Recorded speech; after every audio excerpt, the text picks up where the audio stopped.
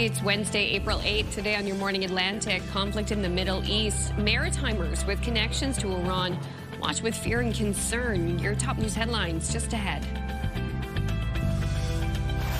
And more access to cancer screenings. PEI is lowering the age for colorectal cancer screening to 45. We'll speak with the president of Colorectal Cancer Canada about the change and what it could mean for outcomes. That's in our second hour.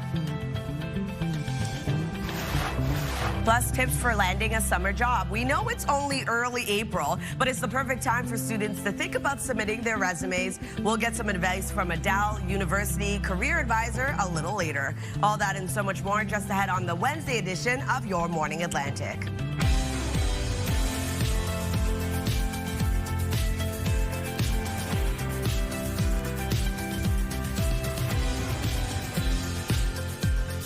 Well, good morning to you and congrats. You've made it to the middle of the week already. It is 6 o'clock on this Wednesday.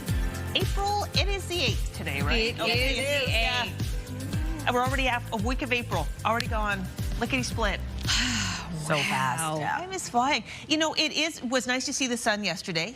It was beautiful to see the sun yesterday. And it was hard to believe we were going to get a little something coming through because it was so bright and sunny. But then just about the time I finally laced up my running shoes and headed out the door, the clouds came in and the storm was on its way. Of course. It's interesting. When I was walking the dog in the afternoon, I was thinking, oh gosh, it's so sunny and warm. Like, do I reach for a lighter jacket? But in the evening, I took my son to a park and it got cold. Yeah. Like all of a sudden I'm like, I got to bring out the toque and the gloves, and saw another grandfather at the park, and he was there with his grandson, and he was so cute, little kid, and he had these big yellow gloves on because grandpa was like, it got really cold. He needs to keep his hands warm. Yeah. It is the season when the coat rack is overflowing because you just have to have every coat. Yeah, well, today you'll be grabbing a heavier coat. It is colder outside today. It's going to remain below seasonal for our daytime highs, but lots of sunshine is going to return across the region. So something to keep in mind when you are heading out early this morning. It is currently -1 in your area over in Lunenburg, a dark start to your day. We do have a bit of flurry activity early this morning. That will clear out for the most part, and we will be seeing sunshine for much of Atlantic Canada today. So as of right now, in terms of our current temperatures, -3 degrees in Fredericton, -4 over in Charlottetown, -2 degrees in Sydney, -1 in Halifax, -7 degrees in St. John's, Newfoundland, and -18 into Labrador City. Factor in that wind chill. It's going to be a lot cooler for many areas across the region. We do still have a risk of frostbite for parts of Labrador. Other than that, though, as I mentioned, temperatures will rise, just remaining below seasonal. Periods of snow for Cape Breton Island early this morning. A bit of flurry activity for other parts of Atlantic Canada. That will clear out late into the afternoon. We will be seeing sunshine across Atlantic Canada. And in terms of the wind, going to start off quite light. Will continue to pick up into the afternoon for parts of the Maritime region. As of right now, 17 kilometers per hour in Moncton, as well as into Yarmouth, 13 in Fredericton, 15 in Woodstock, with no wind gusts to report at this time. We'll take another look at your forecast just ahead, but first a look at your local news with Amanda. Thank you, Latavia. Cape Breton police are investigating the suspicious death of a person at a home in River Ryan. This after being called at around 1 a.m. Tuesday. It's believed to be the result of a dispute between two people who knew each other. The victim was pronounced dead at the scene and the suspect is in custody. Police call this an isolated incident and add an autopsy has been ordered. A fragile pause in fighting is taking shape as Iran, the U.S. and Israel agree to a 2-week ceasefire and plan talks on Friday. Here in Atlantic Canada, maritimers of Iranian descent remain worried for their loved ones. I've been myself very overwhelmed with anxiety. I can't even focus. Like after reading the tweet this morning, I was shaken. Everyone was shaken. Iranian, Canadian, or Iranian all over the board right now, they live in a hope and fear right now. Hope of the freedom and fear of losing loved ones. Despite leaving the country years ago and last visiting it in 2006, Afatah Tabesh has always wanted to go back, but hasn't because of the current regime. Meantime, UN Secretary General Antonio Guterres is welcoming the ceasefire and is urging all sides to protect civilians and follow international law. A Bathurst police officer is accused of harassing a former intimate partner after an investigation by the Serious Incident Response Team. Constable Nathan Petra has been charged with criminal harassment, breach of trust of a public office, and uttering threats to cause death or bodily harm. Bathurst police say the officer has been on administrative leave since the investigation started. Constable Petra will appear in court in June. The Cape Breton Regional Municipality has maxed out its snow removal budget and then some. This year's approved budget was $5.3 million, but CBRM says current projections have spending coming in around $5.8 million. That's $500,000 over budget, but one councillor says could have been worse. With these kind of winters, I guess it's to be expected. You know, there's overtime gets involved in that. It's not just snowstorms that they deal with, you know, freezing rain, snow overnight, having road salted for mornings. If you put it in perspective of hours, last year with CBRM, we plowed the streets here in Whitney Pier. We did 82, I think, hours, and this year we're up to like 146. In Halifax, the city only had numbers until the end of February, when it was about 87% through its $40 million budget. A spokesperson says updated numbers for that city are due later this month. New Brunswick's premier says plans for a toll near the land entry from Nova Scotia will proceed as planned. Susan Holt confirmed that to the Canadian press, despite pushback from politicians in Nova Scotia, truckers, and more recently, the Atlantic Chamber of Commerce. Holt insisted New Brunswick is just doing the same as Nova Scotia, which charges out-of-province vehicles on the Cobequid Pass. Last month's record-breaking $1.3 billion deficit budget in New Brunswick added a new toll by 2028 on out-of-province vehicles coming through OLAC. It's estimated to add more than $10 million to provincial coffers annually. Staying with road work, the massive redevelopment of Halifax's Windsor Street Exchange just got a big injection of cash to upgrade what's going on under the roads. CTV's Jonathan McGuinness explains. 13 infrastructure projects across the country are the first to benefit from the federal government's $51 billion Build Communities Strong Fund. I was happy to be able to announce 40%, $28 million towards that project. That money will help to build increased capacity in Halifax's wastewater collection system as part of the Windsor Street Exchange redevelopment plan. The interchange can have about between 120,000 and 150,000 people moving through it. That includes about 50,000 transit users every single day. So this is one of the busiest and most important, most consequential intersections in Eastern Canada. Expanding and upgrading the infrastructure under the roads is an important part of the project. It'll provide additional capacity for the growth that's anticipated in the area, as well as just general good management practices in renewing the assets to get out in front of any future failures. A lot of that growth is expected to come from investments in the Canadian military. With the federal government's renewed investment in defense infrastructure investment here in Halifax, there are going to be more and more people and their families connected to defense and security living and working in Halifax, that we need to have places for them to live. Mayor Fillmore says the cost of the entire Windsor Street Exchange project is pegged at $180 million. Jonathan McGuinness, CTV News, Halifax. Thank you, Jonathan. Finally, NASA has released stunning new photos of the far side of the moon, something humans are seeing with their own eyes for the very first time. The Artemis II crew flew around the moon Monday, snapping photos and taking detailed observations from the window of their Orion spacecraft. The photos include Earth set, captured as the Earth dipped below the lunar horizon. NASA also shared a new photo of a solar eclipse. The astronauts, of course, became the first people to see a solar eclipse from the moon. So many firsts happening right now. Yeah. So incredible. Big mission. I know, and they're going to be coming back. Well, they're on their way back, but should be back by Saturday. So we're going to bring Rob Thacker, an astrophysicist from St. Mary's University in Halifax. He's going to join us back on the show on Friday just to talk about all the accomplishments so far on this mission. Yay! Yeah. So I met Rob last week. What a wonderful creature. Yeah, wonderful person. Yeah. Okay. there has been much talk of the bathroom facilities available on the Artemis 2 mission, and apparently they are not great. So we are going to show you what they look like. Okay. There was a problem with the toilet shortly after the takeoff on last Wednesday. It's been a hit or miss ever since. So there it is. There's the toilet. There it is. The crew is reporting a smell coming from the toilet. NASA officials say there is a wastewater vent problem. But despite the issues, there are no limits on using the toilet for the crew. So have at her, everybody. But let's just stay with this for a second because we actually get, there we go, there it is. So that's where you, I had heard that there was just a curtain. So you actually get to at least close yourself off in a little room for some privacy, thank heaven. Yeah. But it's, so that's like the kind of venting, it's not working properly. Listen, it's not ideal, but at least they're able to make it work. I mean, the orange is nice. You like the color choices? Yeah, great. There's good color choices. Yeah, it's keeping the spirits up for the crew as they do their business. Anyway, just so much talk about it. I thought, wow, we finally have footage of the bathroom facilities on the spacecraft. The far side of the moon and the toilet. Exactly. Yeah. This is got it. The full picture for you people at home. We got the full picture. Okay, we also have more on your national and international news headlines on this Wednesday morning.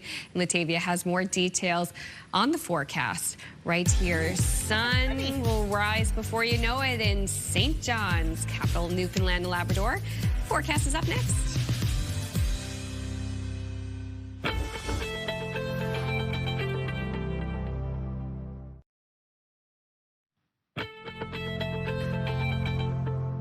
Happy Wednesday, Atlantic Canada. The time now is 6:13. We're taking a live look at Fredericton, -3 degrees starting off your day. Expecting a low chance of some isolated flurries early this morning. If you do see any, they will clear out. Sunshine expected for much of the region today. A bit cooler yet again starting off your day. -4 degrees in Charlottetown, -2 in both Halifax and Sydney, -19 degrees in Labrador City, and -7 starting off your day in St. John's, Newfoundland. Over to our forecast timeline. We do have a bit of weather in the forecast early on. We do have snow for parts of Cape Breton Island early this morning. A chance of some flurry activity for parts of all 3 maritime provinces. For parts of Newfoundland, also seeing a bit of flurry activity, but expected to clear out into the afternoon, seeing sunshine right across all 3 maritime provinces. Now, Newfoundland will start to see some snow move into the afternoon and evening. Other than that, parts of Labrador also seeing some flurry activity return. The maritime region remains clear into the overnight hours. Temperatures cool down yet again, but temperatures actually expected to rise into Thursday's forecast, remaining seasonal for our daytime highs, becoming above seasonal into Friday's forecast. So temperatures will be warming up. If you're wondering about snowfall totals, going to remain quite light for Cape Breton, parts of eastern Nova Scotia, only seeing around 2 centimeters of accumulation, and 0 to 2 expected as well for parts of Newfoundland and Labrador. For forecast today for New Brunswick, daytime highs will warm around 3 to 6 degrees. Isolated flurries start off the day, clearing out, leaving sunshine right across the province. Wind gusts pick up to 40. For Prince Edward Island, a high of 1 degree today. We do have isolated flurries starting off the day, clearing, leaving sunshine. Same thing goes for Cape Breton, eastern Nova Scotia, but starting off the day with periods of snow, clearing out, leaving a mix of sun and cloud into the mid to late afternoon. Daytime highs will range from 0 to 5 degrees. And then for the rest of Nova Scotia, a chance of some scattered flurries early this morning, clearing, leaving sunshine for the remainder of the day. Wind gusts of 40 kilometers per hour, and daytime highs between 3 to 9 degrees, being the warmest into Shelburne. For Labrador City today, a high of -7. We do have a chance of some flurry activity. 1 degree for St. John's, Newfoundland, looking at periods of snow moving in later this morning into the afternoon and evening. For forecast on Thursday, sunny skies remain in the forecast across much of Atlantic Canada. We do start to see a bit of snowfall move in Thursday evening. And then Friday's forecast, a warmer day ahead, the warmest day of the work week. But we do have a bit of mixed precipitation returning for parts of northern New Brunswick into the late morning and afternoon, and seeing showers move in Friday evening across parts of the maritime region. So that's a look at your weather forecast. Going to throw things over to Amanda for your national and international news headlines. Thank you, Latavia. Iran, the United States, and Israel have reached a deal for a 2-week ceasefire, with Tehran saying it would begin negotiations with the U.S. this Friday. During the ceasefire, the Strait of Hormuz will reopen to allow ships to move through again. CTV's Joy Malbin has details on the agreement and how it came to be.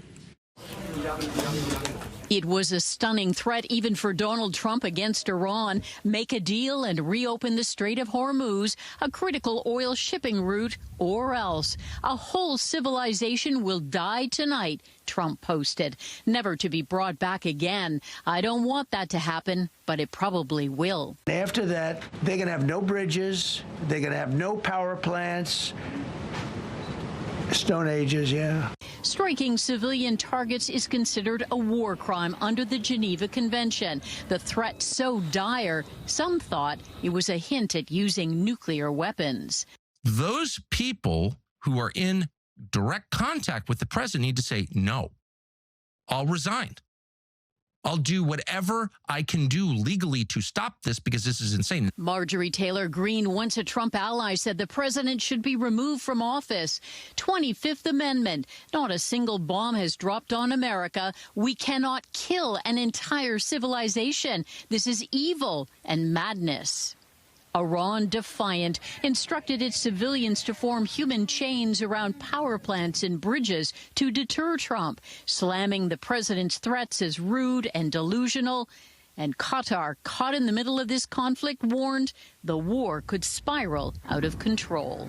There are no winners in the continuation of this war. There are only losers. Frantic diplomatic efforts with Pakistan acting as a mediator. The prime minister tweeted diplomatic efforts for peaceful settlement are progressing steadily, asking President Trump to stand down for a 2-week ceasefire and urging Iran to reopen the strait as a goodwill gesture, allowing oil, gas, and shipping to move freely. Iran agreed to stop the attacks, giving President Trump a 10-point plan, including lifting all sanctions, continuing Iran's control of the strait, and accepting Iran's nuclear enrichment program. What happens in the next 2 weeks will be critical. CTV's Joy Malbin reporting in Washington.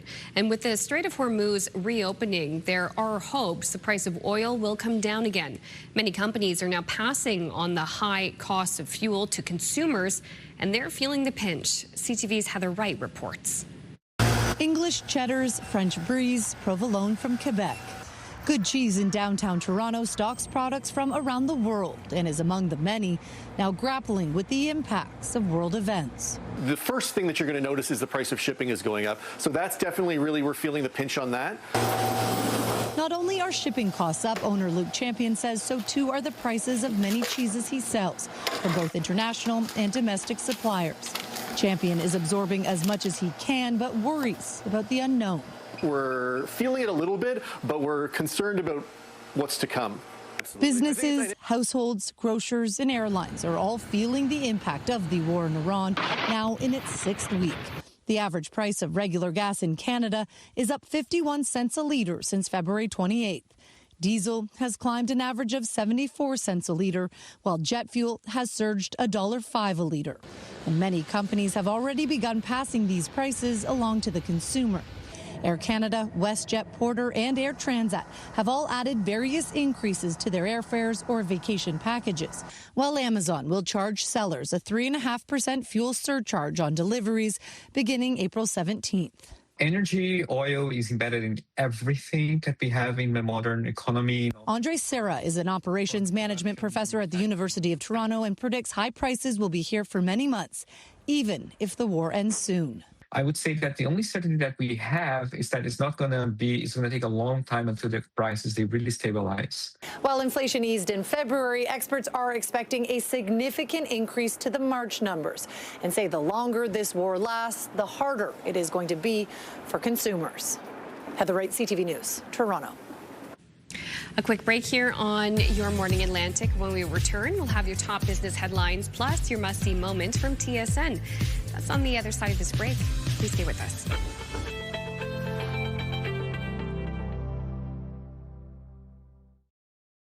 Move Mornings with Aaron and Peter. Weekday mornings on Move 100.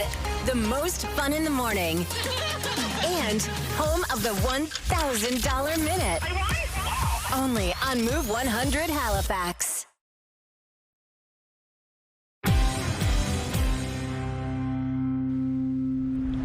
Well, it is 6:24. So glad you're watching right now. It's time now to check in with the friends at TSN Sports Center for today's must-see moment. Hello, everyone. Jermaine Franklin in the Sports Center newsroom with your must-see moment for that. We go to Boston. Hornets, Celtics in the second quarter. Con Knippel throws it up. Both Ryan Kalkbrenner and Brandon Miller go up and finish the alley-oop. Not something you see every day. A double oop? This is your must-see moment. And today on TSN, it's the Masters Par 3 contest ahead of Thursday's first round. Coverage begins at 2 Eastern, 11 a.m. Pacific. That's it from the Sports Center newsroom. Have a great day.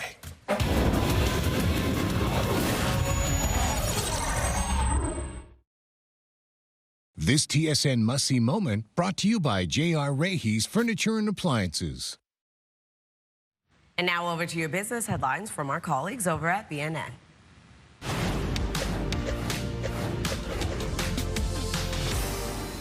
Vizsla is based in Vancouver. It confirms that 9 out of 10 workers kidnapped back in January are dead. The employees worked at the Canadian company Silver Mine in Sinaloa State. It's known for cartel violence. Mexican officials say the group may have been mistaken for gang members when they were abducted. One of the workers is still missing.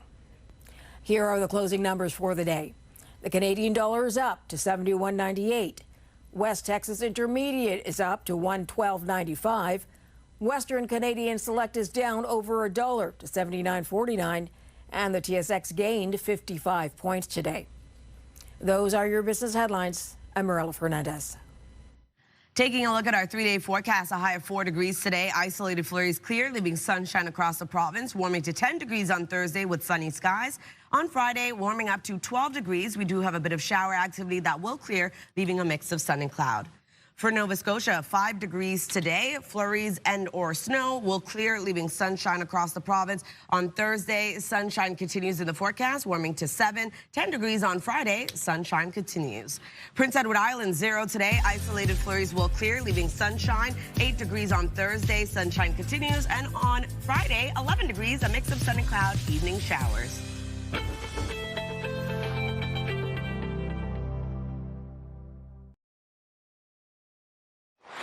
Just ahead this morning, it's the Move Morning Chat. Ooh, today we're talking about foods we can't stand and why. That's in about 15 minutes on Your Morning Atlantic. Who can't stand that? Oh, I can't wait to find out. I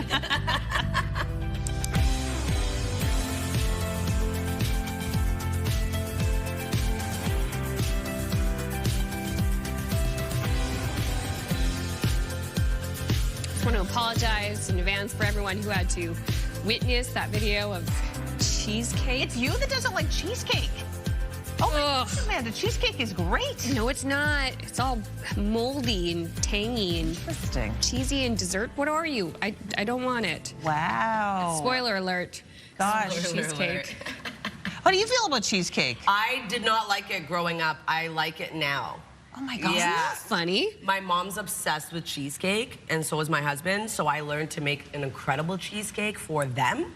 And I, over the years, have grown to like it. But yeah, you not make a too great much. cheesecake. I know that's one of your specialties. Yes, yes, but Wow. I never ate it for years. Interesting. Yeah. Interesting how like flavor, like your palate can change. Oh, That's yes. very, very interesting. Well, this could be a fun conversation. So that's coming up in a bit. We'll save more for that. 6:31. Weather today, it is something for people today. Yeah, it's cold, and for some traveling across the region, they'll be dealing with snow and or flurries. Here's a live look at Moncton. You can see the sun is already beginning to rise. -4 degrees as you head outdoors. Factor in the wind chill and a bit of a breezy wind, so it's going to feel a lot cooler starting off the day across the region. Temperature is expected to rise a little bit later on, though. But as of right now, it is -4 as well in Charlottetown, -2 degrees heading outdoors in Halifax and Sydney, -17 degrees in Cartwright, -15 in St. Anthony. Here's a look at that wind chill factoring in early this morning. We will be seeing temperatures rise with high pressure moving in. Temperatures will continue to warm up as we inch towards the end of the work week.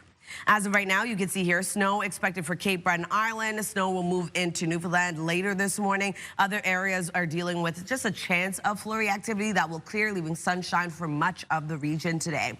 In terms of the wind, starting off a bit lighter, will continue to pick up into the afternoon. 17 kilometers per hour right now in Yarmouth, 26 over in St. John, New Brunswick, 19 in Moncton.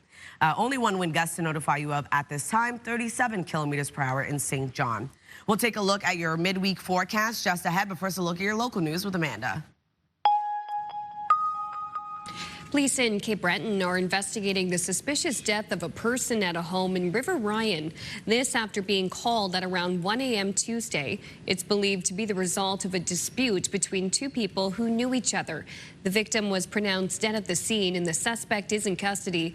Police call this an isolated incident and add an autopsy has been ordered. A fragile pause in fighting is taking shape as Iran, the U.S. and Israel agree to a 2-week ceasefire and plan talks this Friday. Here in Atlantic Canada, maritimers of Iranian descent remain worried for loved ones. I've been myself very overwhelmed with anxiety. I can't even focus. Like after reading the tweet this morning, I was shaken. Everyone was shaken. Iranian Canadian or Iranian all over the world right now, they live in a hope and fear right now. Hope of the freedom and fear of losing loved ones. Despite leaving the country years ago and last visiting in 2006, Atafa Tabish has always wanted to go back, but hasn't because of the current regime. Meantime, UN Secretary General Antonio Guterres is welcoming the ceasefire and is urging all sides to protect civilians and follow international law.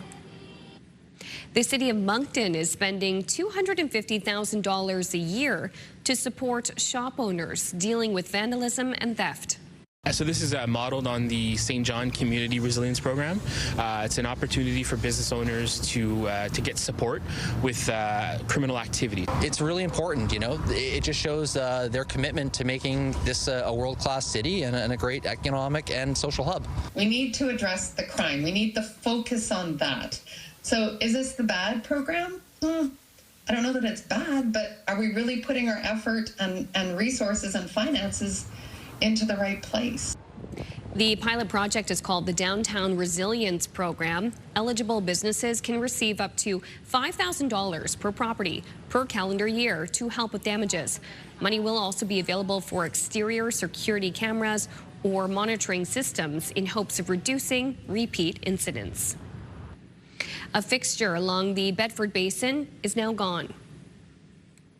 For 55 years, Eddie Carvery's trailer sat at the edge of Africville, part of one man's protest after the city bulldozed the community in the 1960s. His family hoped the trailer would stand the test of time even after his passing last month. But Monday morning, when they came to visit, it was gone.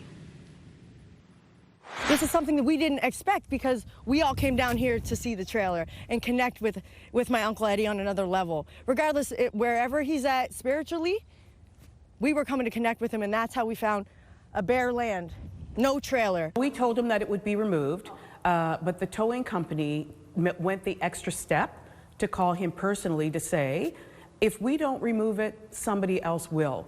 Would you like us to take it somewhere that you would like, instead of us putting it in tow yard? He said no, he just wanted it to stay here, and of course it can't stay here. The Africville Heritage Trust confirmed they removed it for safety reasons and claimed Carvery was given notice last year. The massive redevelopment of Halifax's Windsor Street Exchange just got a big injection of cash to upgrade what's going on under the roads. The $28 million is 40% of the federal government's $51 billion Build Communities Strong Fund. The money is to help expand and upgrade the infrastructure under the new roads, which will help increase capacity in Halifax's wastewater collection system. It'll provide additional capacity for the growth that's anticipated in the area, as well as just general good management practices in renewing the assets to get out in front of any future failures. The interchange can have about between 120,000 and 150,000 people moving through it. That includes about 50,000 transit users every single day. So this is one of the busiest and most important, most consequential intersections in Eastern Canada. The cost of the entire Windsor Street Exchange project is pegged at $180 million. Finally, Canadians who dream of winning big at the lotto, take note. The cost of playing Lotto Max is going up, but so are your chances of winning. Starting this Friday, the price will climb from $5 to $6, but each ticket will now have 4 lines instead of 3.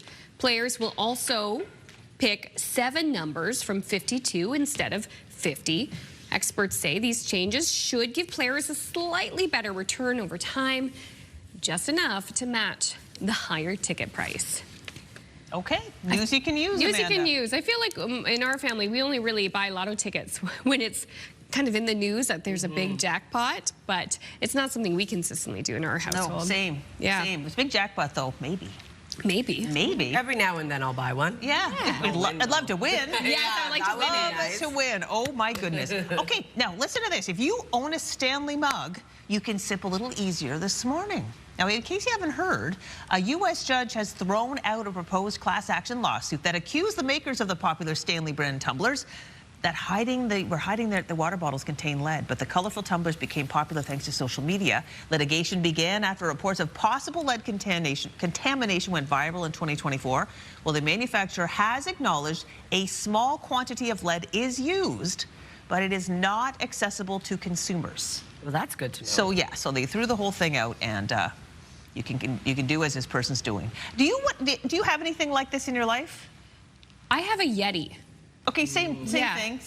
I have a Yeti. I see everyone drink the Stanley, and Donna's been drinking from one. Hers it's a nicer color. Let her see. There we go. There we are. That's really pretty, Donna. Take a sip. Big giant cup. What I will say about that particular Stanley is that it does narrow down. You can put it in a cup holder. Yes. That is a great feature. That is helpful. It is. I have a Yeti as well, but I use it for cold drinks.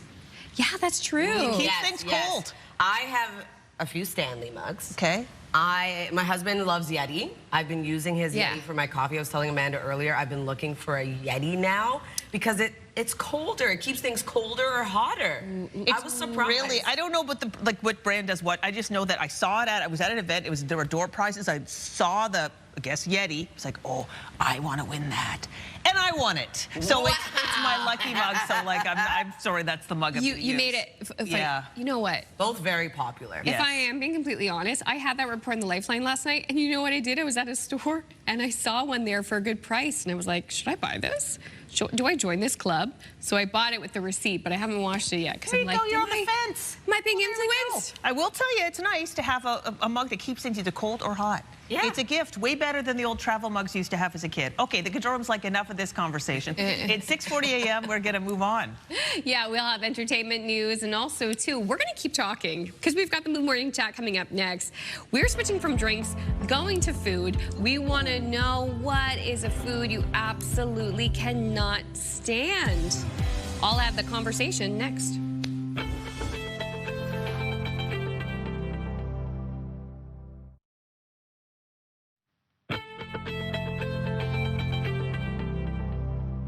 Good morning and welcome back. The time now is 6:43. We're taking a live look at the Armdale roundabout. -2 degrees early this morning. You can see the sun is already beginning to shine.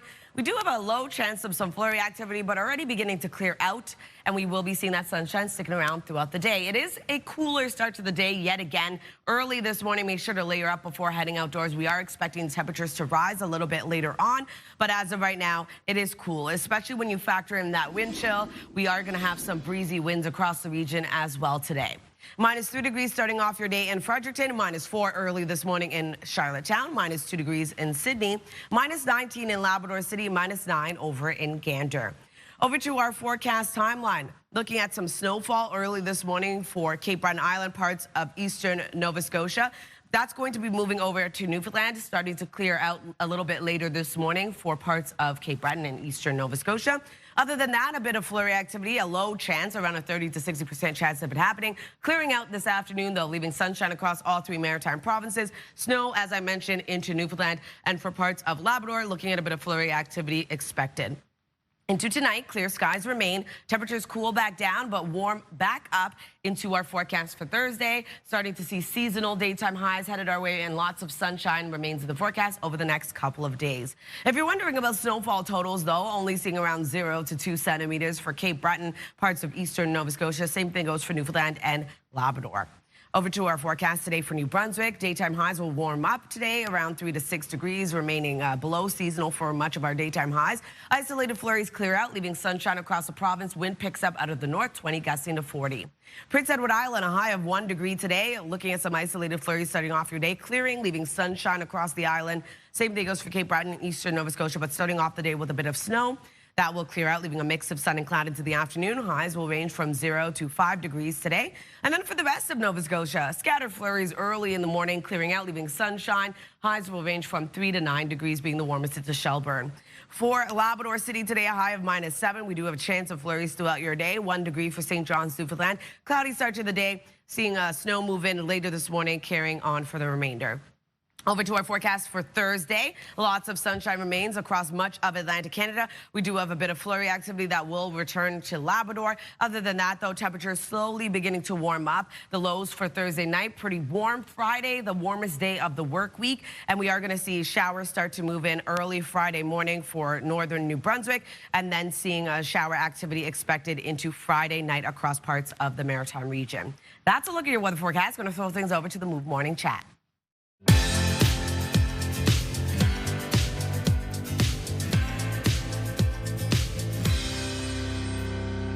Welcome back to the Move Morning Chat. This morning we're talking about food that you do not like. You can't stand it. So what food can you not stand and why? Peter, Aaron, tell us what it is.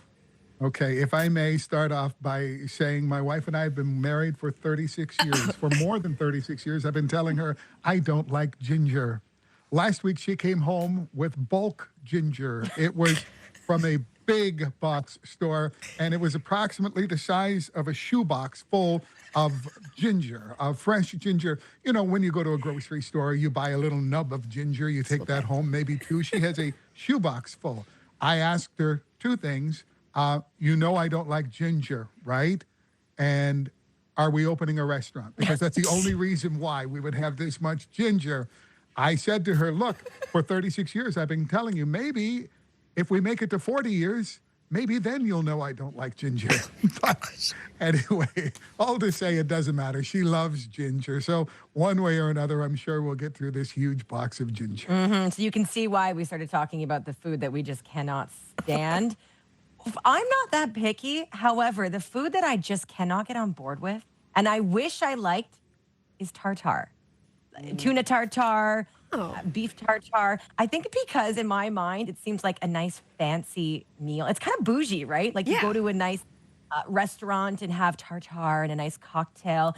I love the idea of it, but oh my gosh, I cannot even imagine trying to swallow that. Like I've tried tuna tartare and I got a little bit down. I can't try the beef. I just can't do it. It's never going to be a thing. Recently, I had it at a restaurant that Aaron and I were out to. Were you kind of turned off by the fact that I was watching you eat it going, Oh my gosh, I wish I saw that interaction. For me, I don't know why. I think it's a texture thing. I hate cheesecake. Like, Oh, no. Yeah, I know, but it's fine. I'm happy with it. Like, I don't know why. People will say, well, you're not having the right cheesecake. Well, you have to try this cheesecake, or this cheesecake is the best, or it's a cheesecake flavored something, something. Ugh. It's not for me, more for the friends around me. I cannot. And every now and then I still think maybe I will like it, and I don't, and I won't, and that's okay with me. It's fine. I hated cheesecake. I love it now, surprisingly. But anyways, what I can't stand, I know this is not a popular one, everyone loves this, is olives. Olives, okay. I think they're absolutely disgusting. What? My mom loves olives. Kyle loves olives. I'm like, no. Have you heard about the olive theory, though? That, like, in a relationship, there will be one person who loves olives and the other one who doesn't? Oh, well, apparently that is the case. And it's funny because if we go to the grocery store, there's things I don't like. I will not buy it. And he's like, what about me, though? Like, I like these things. And then I'm like, fine, get it if you must. But no. He can have the jar of olives to himself. Absolutely. So we're throwing this question to our viewers. Do you agree with us? What food can you not stand and why? Maybe you were fed it too much as a kid, too. That could be an issue as well. Send us a text, 10400, and we will share your answers a little later.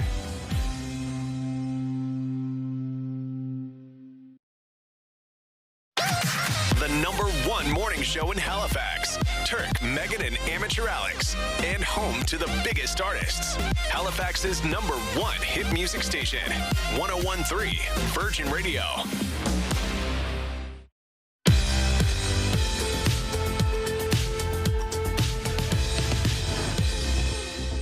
Welcome back. The time now is 6:53. Before we head to entertainment, we want to talk about the Move Morning Chat. It has the newsroom buzzing. What we don't like. What is it, Crystal? Okay, people, green peppers. I mean, I will eat them, but peanut butter. Will eat it, but don't like it. And the other thing that like it's super revolting, and my husband loves it, like oysters and mackerel in a can. Oh no! Oh no! So that is the yep. All right.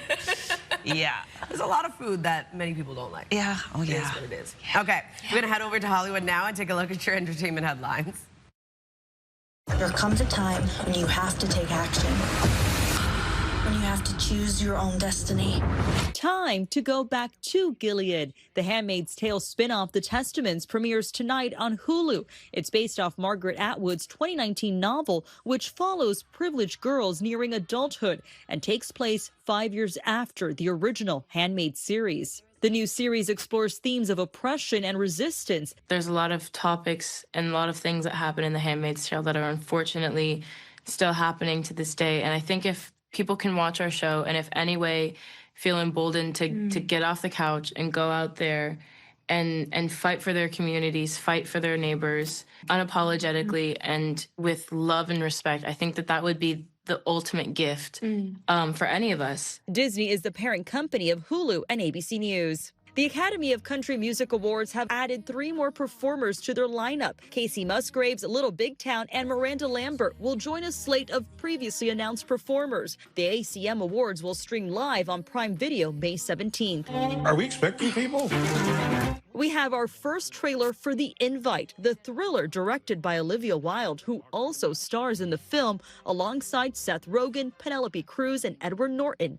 The Invite is set for a limited theatrical release beginning on June 26. And happy birthday to Patricia Arquette. The Academy Award-winning actress turns 58 today.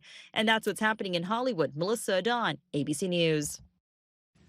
Happening now in local news headlines, a fragile pause in fighting is taking shape as Iran, the U.S. and Israel agree to a 2-week ceasefire and plan talks on Friday. We will have reaction from maritimers of Iranian descent and get their comments coming up in your local news headlines. Plus, New Brunswick's premier says plans for a toll near the land entry from Nova Scotia will proceed as planned. Plus, the Port of St. John will begin the 2026 cruise ship season today with the arrival of Virgin Voyages Valiant Lady. It's a good name. We'll have those details coming up next in your local news headlines. But first, it's a look at the 3-day with Latavia. Thanks, Amanda. Starting off in New Brunswick, a high of 4 degrees today. Flurries clear, leaving sunshine. Sunshine continues on Thursday with a high of 10, 12 degrees on Friday. Isolated showers will clear, leaving a mix of sun and cloud. For Nova Scotia, 5 degrees today. Flurries and or snow clearing, leaving sunshine this afternoon. 7 degrees on Thursday with sunny skies, and sunshine continues on Friday, warming up to 10 degrees. Prince Edward Island, 0 today with isolated flurries clearing, leaving sunny skies. 8 degrees on Thursday, 11 on Friday, a mix of sun and cloud. Showers into the evening.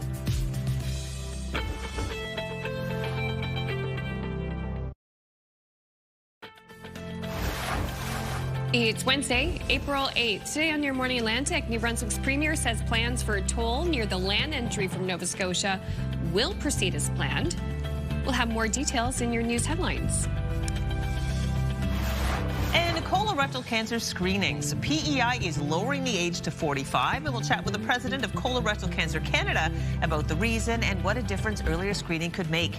Those stories and so much more just ahead on the Wednesday edition of Your Morning Atlantic.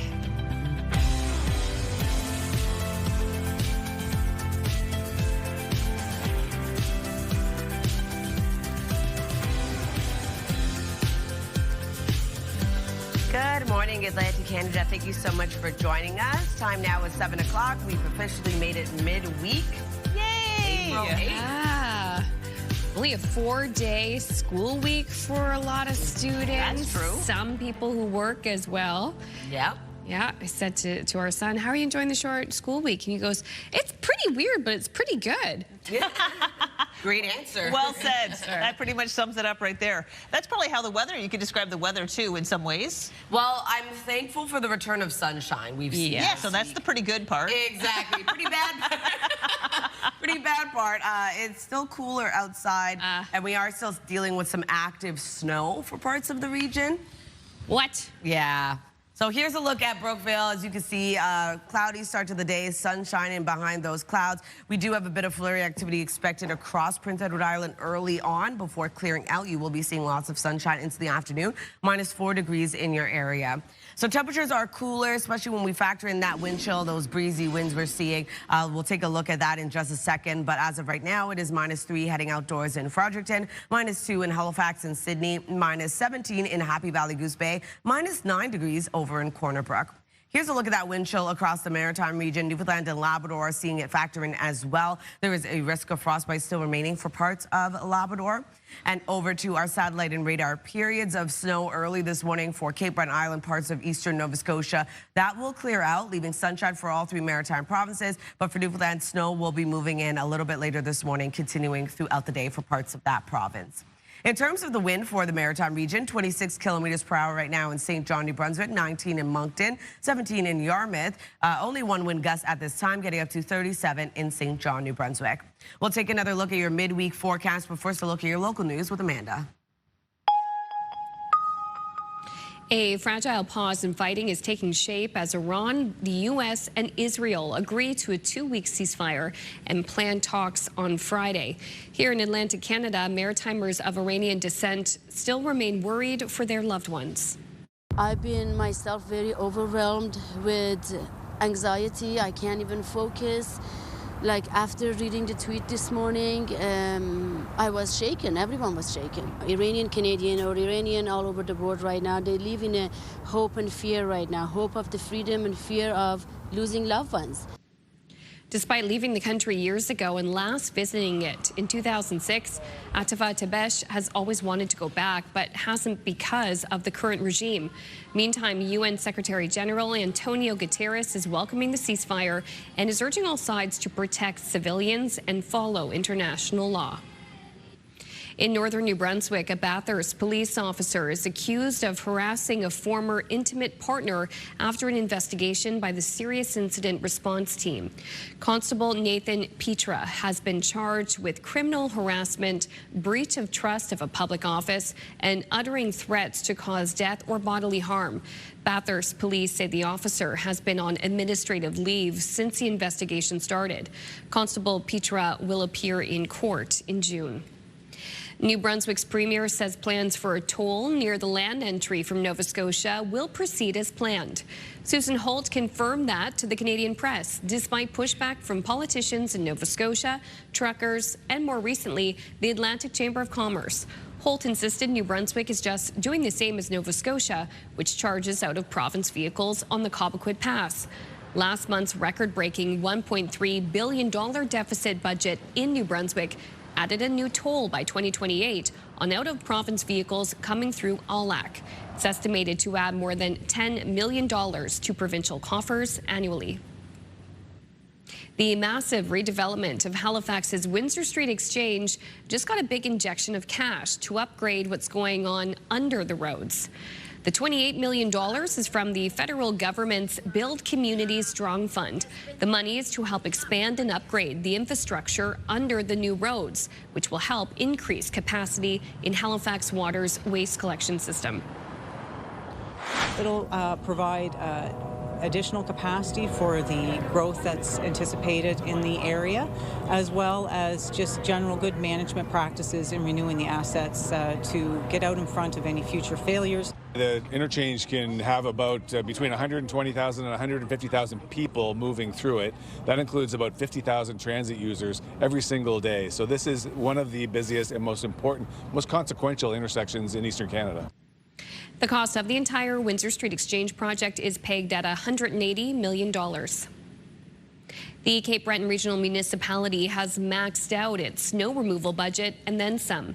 This year's approved budget was $5.3 million, but CBRM says current projections have spending coming in around $5.8 million.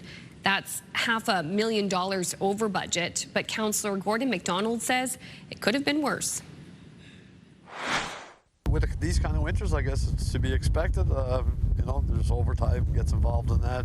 It's not just snowstorms that they deal with, you know, freezing rain, snow overnight, having road salted for mornings. If you put it in perspective of hours, last year with CBRM, we plowed the streets here in Whitney Pier. We did 82, I think, hours, and this year we're up to like 146.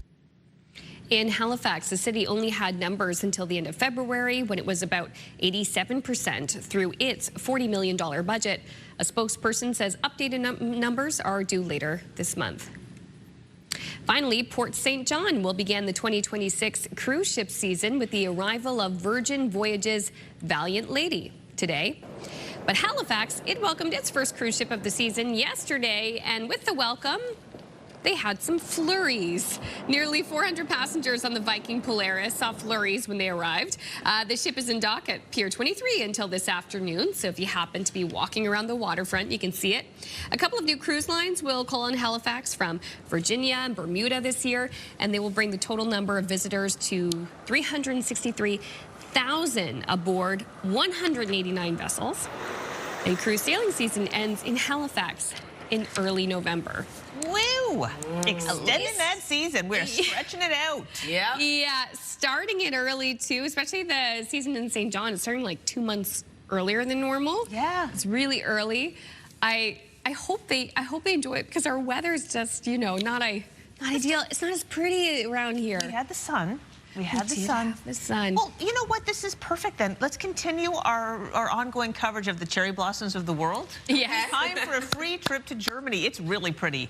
Check out these gorgeous blossoms. They have transformed this town into a sea of pink, attracting visitors from far and wide shot very splendidly. I love when these ones are more pink. Yes. These are like the ones you're going to see in our region in a little while. The blooming period typically lasts about 2 weeks. Right now is considered peak blossom time, but I'd be happy to hop on a flight and go to this wonderful street. Look how the street's canopied in blossoms. Walking on the cobblestone, going to a restaurant there. Light coats. Yeah, like have a little dinner on that patio. Have me a glass of rosé. Yum. Oh, say less. Let's go. I know, magical.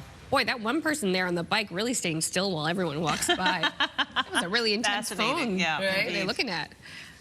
Not at the cherry blossoms. Okay, still ahead, we'll have your international news headlines, and Latavia has the latest look at the midweek forecast as we take a live look at Port de Grave, Newfoundland. As Latavia said, it is sunny. It's also a little chilly. More details coming up next.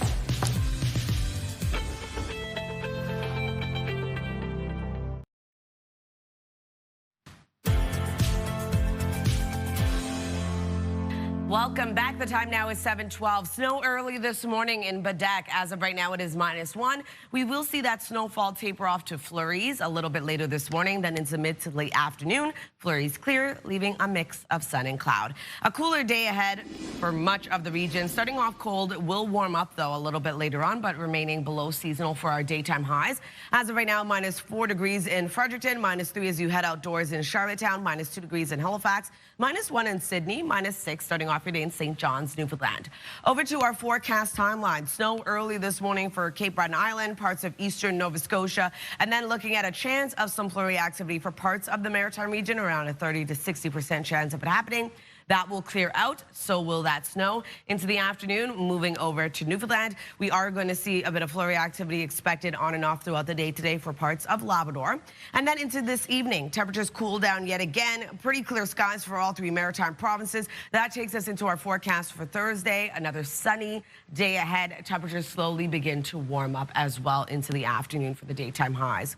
If you're wondering about snowfall totals, around 2 centimeters of accumulation for parts of Cape Breton Island, eastern Nova Scotia. 0 to 2 indicated as well for parts of Labrador and across Newfoundland. Over to our forecast today for New Brunswick. Daytime highs between 3 to 5 degrees, 6 degrees today actually, warmest into Woodstock. Isolated flurries start off the day clearing out, leaving sunshine with wind gusts of 40. Prince Edward Island, daytime highs will range from 1 to 2 degrees. We do have some flurry activity early on and clearing out, leaving sunshine. And same thing goes for Cape Breton, eastern Nova Scotia, but starting off the day with periods of snow. That will taper off to flurry activity later this morning, then into mid to late afternoon, seeing sunshine. Daytime highs will range from 0 to 6 degrees. And then for the rest of Nova Scotia, a chance of some scattered flurries early in the morning, clearing, leaving sunny skies for the remainder of the day. Highs between 3 to 9 degrees and wind gusts of 40. For Labrador City, looking at a chance of flurries throughout your day today with a high of -6. 1 degrees for St. John's, Newfoundland, looking at periods of snow throughout your day, starting off later into the morning. Thursday's forecast, a sunny day ahead for much of Atlantic Canada. Temperatures are going to be warmer, remaining seasonal for our daytime highs. We do have snow moving in for parts of Labrador. And then into early Friday morning, a bit of shower activity starts off the day for northern New Brunswick. We will be seeing sunshine yet again. Temperatures above seasonal for our daytime highs, but we do have showers moving back in across the maritime region into the overnight hours. So that's a look at your weather forecast. Going to throw things over to Amanda. Thanks, Latavia, and we're going to keep looking up. NASA has released stunning new images of the far side of the moon, something humans are seeing with their own eyes for the very first time. ABC's Hannah Battah has the story. As the Artemis II crew hurtles back to Earth, they're beaming back stunning images from the far side of the moon. This one, called EarthSet, showing the Earth peeking out from behind the moon. And this one, a crystal clear photo of our galaxy, the Milky Way. They're just absolutely stunning, and we really hope that they are inspiring truly everyone in the world.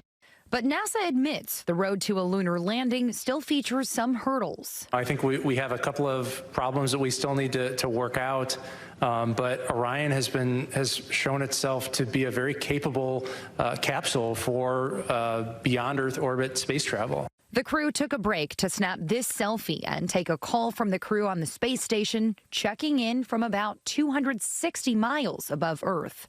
Integrity, this is the International Space Station. And it was a cosmic reunion of sorts between Crew 12 Commander Jessica Meir and Artemis II mission specialist Christina Cook, who made history with an all-female spacewalk back in 2019. And Jessica, I always hoped we would be in space again together, but I never thought it would be like this. Christina, I'm so happy that we are back in space together, even if we are, a few miles apart. Hannah Battah, ABC News, New York. Thank you, Hannah. A quick break here on Your Morning Atlantic, and when we return, we'll be talking with the head of the Colorectal Cancer Canada about PEI lowering their screening age. That's up next.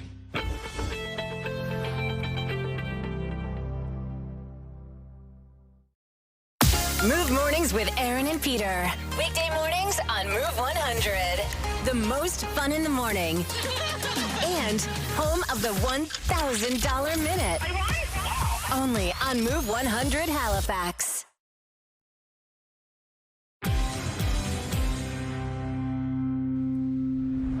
Welcome back. It's 7:20. Now, according to the Canadian Cancer Society, colorectal cancer is the third leading cause of death from cancer for men and women and represents 10% of cancer deaths last year. Now, the good news, the rate of new cases and death rates is declining, likely due in part to increased screening. Prince Edward Island is the first province in Canada to lower the screening age from 50 to 45. It's something Colorectal Cancer Canada has been advocating for. Joining us now to speak on this is the president and CEO, Barry Stein. Good morning, Barry.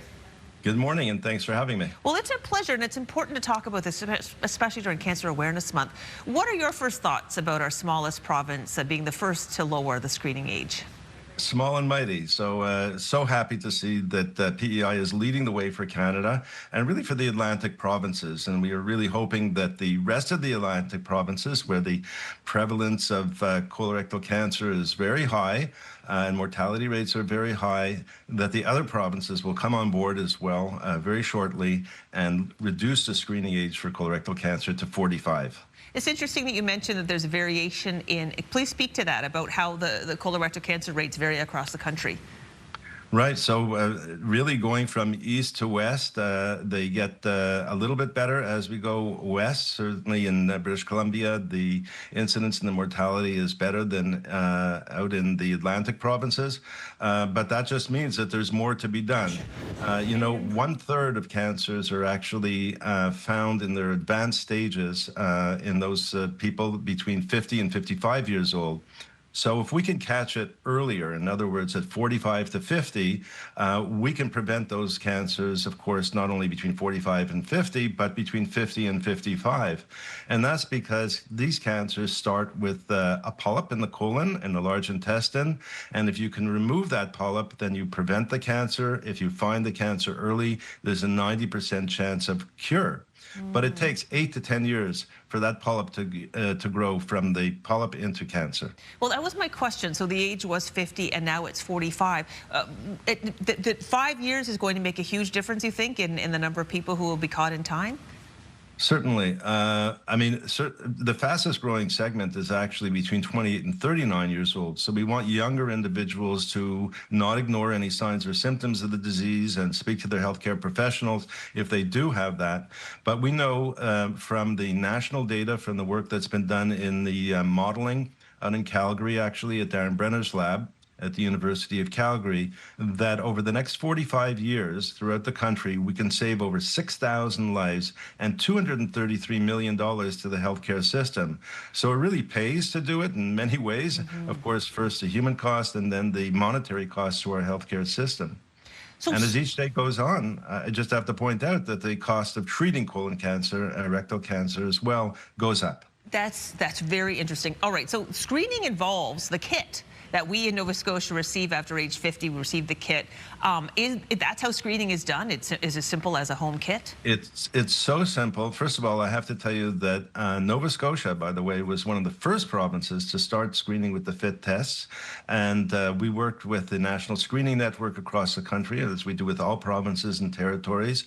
And they were one of the first, Nova Scotia, to bring it on board. And it has had a very, very dramatic effect on reducing the rates of colorectal cancer. It's a simple home-based test. You poop in the toilet, you stick the stick into the poop, goes off to the lab, and if it's positive, you do a colonoscopy. All right. Now, these kits, are they very expensive? I'm wondering why, if it's as simple as a kit, they don't lower the age to, say, you said it was 28, like lower the age to 30. Well, you know, it's been shown to be the most cost-effective right now between 45 and 50 because we can catch those later cancers as well and prevent cancers earlier. Eventually, I think that we will lower it to 40 years old as they have that opportunity. In fact, there is some cases, for example, in the U.S. and in Australia where you can request it starting at 40 years old. I myself was just turning 41 years old when I was diagnosed with metastatic colon cancer back in 1995. So very lucky to be here, and that's why I do what I do, of course. But that's why we say it's not just a question of doing the test, because first of all, you have to do the test, right? What is the best test? It's the one that you actually do. If you don't do it, it really doesn't matter. But you have to do the test. It's simple. Do it at home, non-invasive, and it could save your life. I went through over 16 surgeries, all sorts of chemotherapy, great havoc to my family. And if you can prevent that by doing a simple test, why wouldn't you? Absolutely. A lot of people leave them collecting dust in a corner, but they really do save lives. Quickly before we go, Barry, because you've had the experience, any other signs and symptoms of colon cancer that we should be looking out for? So first of all, screening means you have no signs and symptoms. It means you just turned a certain age. But if you do have a sign and symptom, that's when you have to do something about it. And that's where you would try to diagnose it, usually with a colonoscopy or a sigmoidoscopy, today mostly colonoscopy. So if you have abdominal cramping, if you have a change in your stool habits, if you have narrow stools, if you have blood in your stool, if you're always nauseous and have abdominal pain, these are some of the signs and symptoms that something has to be looked into. This doesn't mean you have colorectal cancer. I want to underscore that. It means that you have to check it out, and there is a possibility, one of the possibilities is colon or rectal cancer. Well, Barry, we appreciate your time this morning. Thank you so much. Thank you for doing this. And we're going to turn our attention now to Latavia with a 3-day forecast. Thanks, Crystal. Starting off in New Brunswick, a high of 4 degrees today. A bit of flurry activity will clear, leaving sunshine across the province. On Thursday, warming up to 10 degrees with sunny skies. On Friday, looking at a high of 12. Isolated showers will clear, leaving sunshine. Nova Scotia is looking at a high of 5. We do have a chance of flurries and or periods of snow for parts of the province. Clearing, leaving sunshine. On Thursday, 7 degrees with sunny skies, and sunshine continues in the forecast for Friday, warming up to 10. Prince Edward Island, 0 today with isolated flurries. That will clear, leaving sunshine. Sunny skies continue on Thursday with a high of 8. 11 on Friday. A mix of sun and cloud showers move across the island into the evening.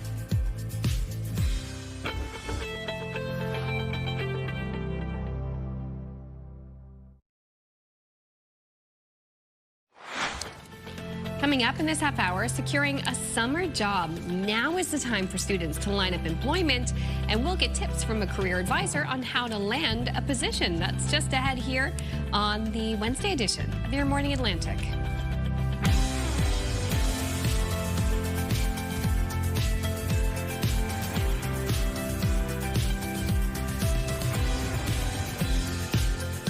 Welcome back, 7:30. So glad you're joining us halfway through the show already on this April 8th. We're talking about summer jobs this half hour, reflecting on your lives. Let's talk about a summer job you once had. You know what? C100 Summer Cruiser. Whoa! Yeah, that was a pretty awesome job that I had back when I was in college. So now Move 100, but so many people around here, around Halifax, still call it C100. Yeah. But we know what you mean. It's like when people call us ATV. Anyways, it was a summer job with my friend Lindsay. We were in radio and television arts together, and it was the best because we drove around the city, we gave away prizes, we went to cool events, we had all this like radio swag. That was a blast. Yeah, and it helped you get this job, I'm sure. It was a foot in the door. Absolutely. And what about you two? Yeah, what about you, Latavia? Yeah, I did a graveyard shift for 680 News for the radio. As a student? Yep. Really? Yeah, they hired a student to do the news? Yeah, part-time. Wow. What would you do on the graveyard shift? Oh, report usually overnight. Yeah. So stories that were already put out in the morning. That's amazing. Cool. Yeah, it was fun but tiring. Well, you were both very lucky to get jobs in your field. I was doing the hard agricultural labor. Yeah. Oh my gosh. Character. It sure does. Oh my gosh. Yeah. I got my first job doing anything else than that. I thought, wow, this is like vacation. Any job where I didn't have to be physically filthy and exhausted at the end of the day. It does build character. Wow, the farmers watching are like, girl, I knew I liked her. Exactly. Yeah. Oh, this job is much easier than detasseling corn. Works hard. I have mentioned on the show, and I won't go into detail, but the time I did work in the corn stand serving the hot buttered corn on a stick, that was a good summer. That sounds amazing. All the corn you can eat at the end of the day, too. Yum, yum, yum. Give me some. It's not quite a corn outside weather today. No. Oof. It's bundle up kind of weather today for parts of the region, yeah. So a beautiful sunny start to the day over in Hampton, but it is colder this morning, -4 degrees starting off your day. We are going to see temperatures warm up, especially across much of New Brunswick today, but temperatures will continue to rise over the next couple of days. Today remaining below seasonal for our daytime highs. -3 degrees heading outdoors in Charlottetown, -2 in Halifax, -1 in Sydney, -6 into St. John's, Newfoundland. Factor in that wind chill early on. Make sure to layer up before heading outdoors. We are going to see some breezy wind throughout the region today as well. Over to our satellite and radar, a bit of snow starting off your day for Cape Breton Island, parts of eastern Nova Scotia. That will clear out, moving over to Newfoundland, bringing snowfall their way. But other than that, sunny skies for much of the region as a low chance of flurries clears out this morning. In terms of the wind for the Maritime region, starting off a bit light, will continue to pick up into the afternoon. As of right now, 28 kilometers per hour in St. John, New Brunswick, 20 into North Cape and Yarmouth. No wind gusts to report at this time. We'll take another look at your forecast just ahead. First, a look at your local news with Amanda. Thank you, Latavia. A fragile pause is taking shape as Iran, the U.S. and Israel agree to a 2-week ceasefire and plan talks this Friday. Here in Atlantic, Canada, Maritimers of Iranian descent remain worried for loved ones. I've been myself very overwhelmed with anxiety. I can't even focus. Like after reading the tweet this morning, I was shaken. Everyone was shaken. Iranian, Canadian, or Iranian all over the world right now, they live in a hope and fear right now. Hope of the freedom and fear of losing loved ones. Despite leaving the country years ago and last visiting it in 2006, Atifa Tabesh has always wanted to go back, but hasn't because of the current regime. The city of Moncton is spending $250,000 a year to support shop owners dealing with vandalism and theft. So this is modeled on the St. John Community Resilience Program. It's an opportunity for business owners to get support with criminal activity. It's really important, you know. It just shows their commitment to making this a world-class city and a great economic and social hub. We need to address the crime. We need to focus on that. So is this the bad program? I don't know that it's bad, but are we really putting our effort and resources and finances into the right place? The pilot project is called the Downtown Resilience Program. Eligible businesses can receive up to $5,000 per property per calendar year to help with damages. Money will also be available for exterior security cameras or monitoring systems in hopes of reducing repeat incidents. A fixture along the Bedford Basin is now gone. For 55 years, Eddie Carvery's trailer sat at the edge of Africville, part of one man's protest after the city bulldozed the community in the 1960s. His family hoped the trailer would stand the test of time even after his passing last month. But Monday morning, when they came to visit, it was gone. This is something that we didn't expect because we all came down here to see the trailer and connect with my Uncle Eddie on another level. Regardless, wherever he's at spiritually, we were coming to connect with him, and that's how we found a bare land, no trailer. We told him that it would be removed, but the towing company went the extra step to call him personally to say, if we don't remove it, somebody else will. Would you like us to take it somewhere that you would like, instead of us putting it in tow yard? He said no, he just wanted it to stay here, and of course it can't stay here. The Africville Heritage Trust confirmed they removed it for safety reasons and claimed Carvery was given notice last year. Port St. John will begin the 2026 cruise ship season with the arrival of Virgin Voyages Valiant Lady. Meantime, Halifax welcomed its first cruise ship of the season yesterday with April snow. Nearly 400 passengers on the Viking Polaris saw flurries fly. The ship is in dock at Pier 23 until this afternoon.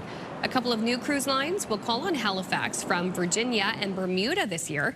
They'll bring the total number of visitors to 363,000 aboard 189 vessels. And cruise sailing season ends in Halifax in early November. Some international headlines are turning heads in Newfoundland and Labrador for all the wrong reasons. CTV's Garrett Berry has the story. A headline so worthy of parody, Keith Muse says he just couldn't leave it alone. The heroic passengers were stranded on this barren wasteland for multiple When days. the BBC and People magazine wrote of one flight's air travel nightmares, they called Newfoundland a freezing Canadian island. That description didn't quite sit just right with some people in this province who are kind of famous for bringing people in when flights are grounded. The musical Come From Away about the grounded flights after the 9/11 attacks helped catapult central Newfoundland to Broadway fame. I just don't want to hear anybody badmouth in Newfoundland. You know, you don't get stranded here. You can't get stranded in the best province in the country, as far as I'm concerned. The British Airways flight from London was grounded for 2 days in St. John's, first for a medical emergency and then for what staff called a temporary technical issue. All the while, they didn't have access to their bags. We are used to this, and the staff are used to getting called in the middle of the night to come and help, and they're very dedicated. Heather McKinnon and her team at the Delta Hotel took in most of those passengers during their delay. She says hotel staff made extra runs to Shoppers or Walmart to help passengers while their bags were stuck on board. Some were traveling for funerals, some were traveling for weddings, so that was a little frustrating, but they kept in good humor. But that headline, the freezing Canadian island, it caught the attention of this province's tourism minister, who wrote to People magazine today, complaining the headline diminished Newfoundland and Labrador. Andrea Barber invited magazine representatives to visit Newfoundland and see what she called world-class hospitality. Garrett Perry, CTV News, St. John's.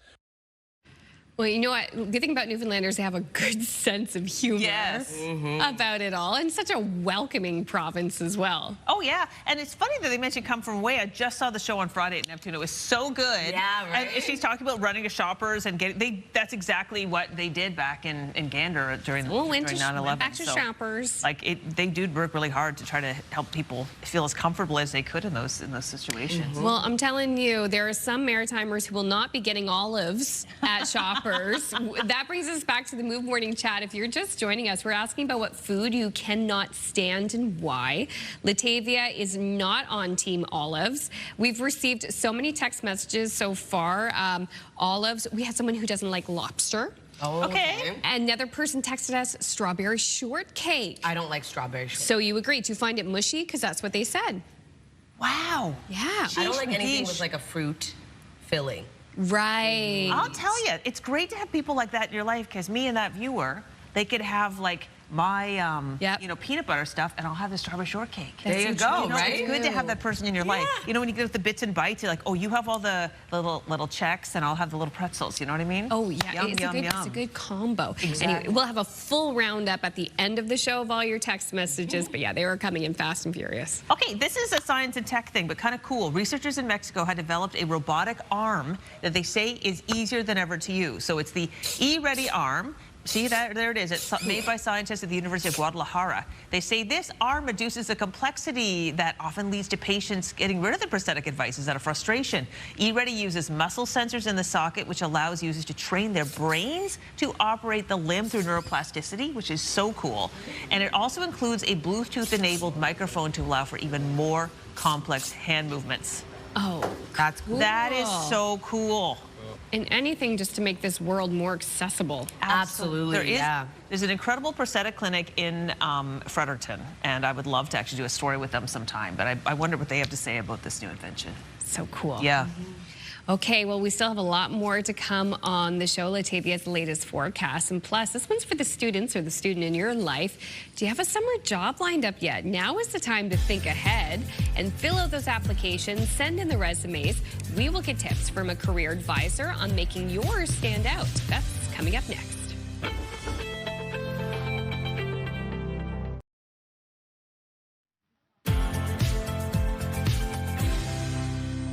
Good morning and welcome back. The time now is 7:45. We're taking a live look at Antigonish, -1 starting off your day. Expecting a low chance of some isolated flurries early on, but will clear out if you do see any, leaving sunshine into the afternoon. It is cooler across the region yet again this morning. Temperatures expected to rise a little bit later on, but as of right now, make sure to layer up before heading outdoors. So we are expecting lots of sunshine for the region today, but we do have a bit of active weather in the forecast. We will see that clear out for the most part into the afternoon. Still holding on to a bit of active weather in terms of snowfall for parts of the region a little bit later, though.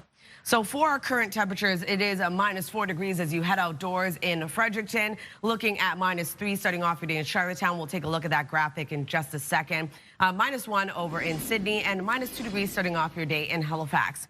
For Labrador City, it is colder this morning at -18 degrees and -6 starting off your day in St. John's, Newfoundland. Over to our forecast timeline, exactly what I just described. Some snowfall in Cape Breton Island, parts of eastern Nova Scotia. That will clear out, moving over to parts of Newfoundland later this morning. Into the afternoon, we see a bit of that flurry activity clear out. Sunshine for all 3 maritime provinces. For Labrador, a chance of some flurry activity for parts of that province today. Into tonight, temperatures cool back down. Clear skies remain for all 3 maritime provinces. That takes us into our forecast for Thursday. Another sunny day is ahead. Temperatures slowly begin to warm up above seasonal for our daytime highs. If you're wondering about snowfall accumulation, only seeing around 2 centimeters for parts of Cape Breton, eastern Nova Scotia, 0 to 2 centimeters as well for parts of Labrador and across Newfoundland. For our forecast today for New Brunswick, flurries will clear, leaving sunshine across the province. Daytime highs remain below seasonal at around 3 to 6 degrees, wind gusts of 40. Prince Edward Island highs between 1 to 2 degrees today. Isolated flurries start off your day will clear, leaving sunshine across the province. For Cape Breton, eastern Nova Scotia, snow starts off the day, then tapers off to flurries later this morning into the afternoon. We start to see that clear out, leaving a mix of sun and cloud. Daytime highs between 0 to 6. For the rest of Nova Scotia, scattered flurries clearing, leaving sunny skies with highs between 3 to 9 being the warmest into Shelburne. A chance of flurries expected throughout your day today for Labrador City, a high of -6. 1 degree for St. John's, Newfoundland, looking at periods of snow throughout your day. Thursday's forecast, sunny, but a cooler day ahead. Starting off the day at least, temperatures will warm into the afternoon, seasonal for our daytime highs. Snow starts to move into Labrador. And then Friday's forecast, starting off the day with a chance of showers and or flurries for northern New Brunswick. We will see that clear out, leaving sunshine, warmer daytime highs, but showers move into the evening, Crystal. All right, thanks, Octavia. At 7:47. Now, summer job season is right around the corner, and if you're a student looking for work, now is the time to polish up the resume and put your best foot forward. Here are some tips to help students land jobs in a competitive landscape is Dalhousie University Career Advisor Caitlin Burrock. Good morning, Caitlin. Good morning. It's great to be here. I know. Well, I knew I was going to love meeting you because you said in your bio that it is your job and your joy to help students find employment. Most definitely. It's great to enter into these conversations about how people are going to use the skills that they acquire and develop at Dalhousie to contribute. All right, well, let's help people right now. What about the timing? Is it too early or too late to be applying for summer jobs right now? Yeah, it's a great question. I always like to say it's never too early and it's never too late. Different industries follow different hiring cycles. So right now you can expect a lot of hiring demand for things like summer camp positions, which are awesome, and roles within the tourism and service industry. Okay, yeah, I've heard it's competitive right now. Like, this is why I wanted to have you in. Where do you even start to begin? We just showed a job board. I don't even know if there are many job boards anymore. People are just going online. Like, where the heck do you start your search? Yes, well, the good news is there's multiple places to check. Those job boards definitely serve a lot of people well. Some job boards that I particularly love to recommend is the Government of Nova Scotia's job board and the Youth Job Bank. Typing in those keywords, summer and student, can often drive you towards those positions that you'll be really excited about and they'll be excited to have you. There's also great jobs, summer programs that are great to tap into. Examples of that is the Federal Student Work Experience Program and the Clean Leadership Summer Internship Programs, specifically designed for those university students between semesters. And it's never a bad idea to tap into those networks. Lots of conversations lead to jobs, not just posting. So try out and feel what fits best for you. Okay, so let's just say, I love that kind of talking to people, that networking is probably the best way. But where, like, and if a student is just applying for a job, say online, how do they stand out in a sea of applications? Oh, it's a great question. And some of the things that I'm quick to point out is there's many right ways to do things right. Regardless, please, please, please take the time to be self-aware of your excellence. Like, an employer will never know you're the best fit if you don't know that you're the best fit. So that's kind of the first thing I would mention. Being quick to provide concrete examples that support your claim that you are a great teamwork or you have great social perception. Yes, examples. I always say, show, don't just tell. And then thirdly, really tailor your documents and your conversation, because if you know what the employer is interested in and you know what you got, you're better able to highlight those aspects that would most intrigue Couple quick them. rapid fire questions. Do you still need a cover letter these days? Yes, only if they ask for it though. Okay, perfect. If you're using AI, a lot of students love to use AI. How can you make sure that your application still stands out? Well, I would say AI is a collaborator or a tool, but it's not the only thing you should be using. Your voice, your expertise about yourself, as well as the benefits that come through reflection by writing your documents cannot be overstated. So use it as a collaborator or a tool, but it doesn't replace you. They're not hiring ChatGPT, they're hiring you. Absolutely. Okay, if a student's never had a job before, what do they put on their resume? Ooh, there's so much to highlight, because not having professional experience does not mean you don't have experience. So be sure to highlight those really great developmental opportunities you had through volunteering or co-curricular academic projects. Again, those examples you mentioned before. Well, that that is our time. Thank you so much for Yes, coming well, it was such a joy. It is a joy and a pleasure to have you in. And yeah, and I think the number one thing I want to say that you put in your notes that we didn't get to, persistence. Apply again and again and again. Don't give up. Yeah, just a matter of time. You got this. Okay, perfect. All right, Amanda, over to you with Health and Medical News. I just feel so encouraged now. Thank you so much, ladies. Health and medical news now. Doctors are urging caution as women navigating menopause are increasingly targeted by aggressive marketing for unproven products. It's one of the topics in your health.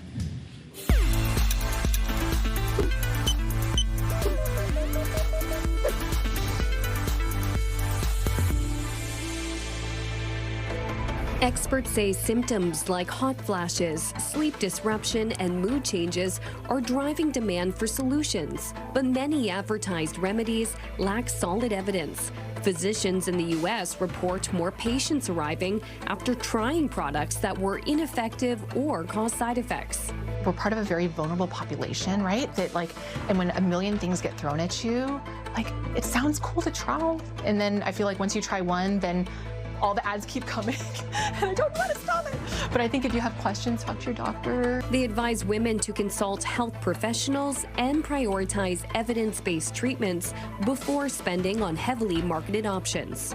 A U.S. federal judge has now dismissed a proposed class action lawsuit accusing the maker of Stanley mugs of concealing lead in the tumblers. The judge said consumers did not demonstrate a specific and plausible risk of harm. The colorful tumblers became popular thanks to social media. Litigation began after reports of possible lead contamination went viral in 2024.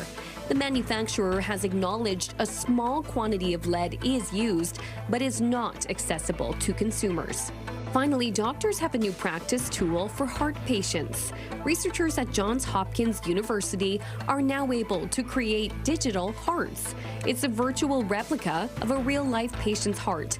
Doctors can test this digital organ to see how it responds to treatment for an irregular heartbeat. Right now, the treatment is being tested on 10 patients. Bigger studies will follow.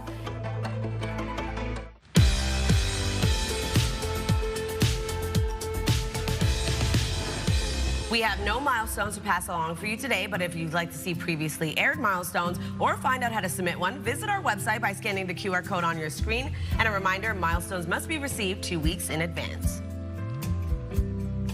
A major rescue mission just came to a successful conclusion in New York City, and it involved a wayward parakeet. It took a whole team of patient people nearly 3 months to make sure one small bird could be safe and sound. Here's ABC's Danny New. This is May May, who seems to love dancing to Taylor Swift's newest album, but who for months was also flying around New York Central Park without a home. That's the story of May May, is that everybody contributed sightings. This story begins in late August when J.P. Boromir joined the rescue mission to catch this parakeet before it got cold. We can never know where May May actually came from, but May May is a budgie or a parakeet, which means she should be in Australia. Liz Cabrera-Holtz from the nonprofit World Animal Protection says May May most likely was abandoned or escaped from a pet store, and they've seen similar reports that did not end well when the weather turned cold. However, JP and her friends were determined to not let that happen. Sean and I were out there, pretty much almost every day. While May May was cozying up to a flock of sparrows for warmth, JP was making maps like these almost every day to track her movements. Finally, after 10 weeks, May May got comfortable on the ground long enough for JP to come over and drop the net swiftly. Was that like one of the best moments of your life? Yeah. Probably the best moment of my life. For the next 5 months at JP's apartment, May May got to enjoy plenty of snacks.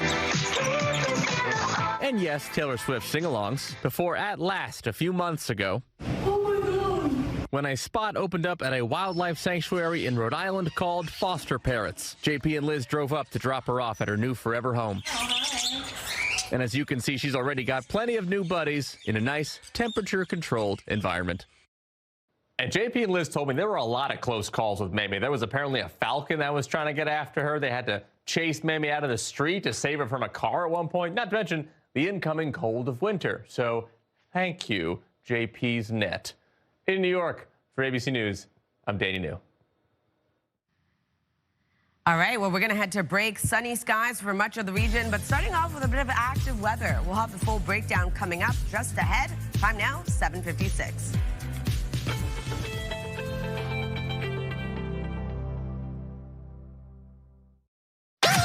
The #1 morning show in Halifax. Turk, Megan, and Amateur Alex. And home to the biggest artists. Halifax's #1 hit music station.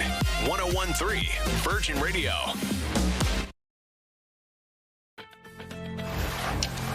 It is Wednesday, April 8th. Today on Your Morning Atlantic, a trailer gone. The removal of a symbol of protest at Africville sparks debate. One of the stories in your news headlines just ahead on the Wednesday edition of Your Morning Atlantic.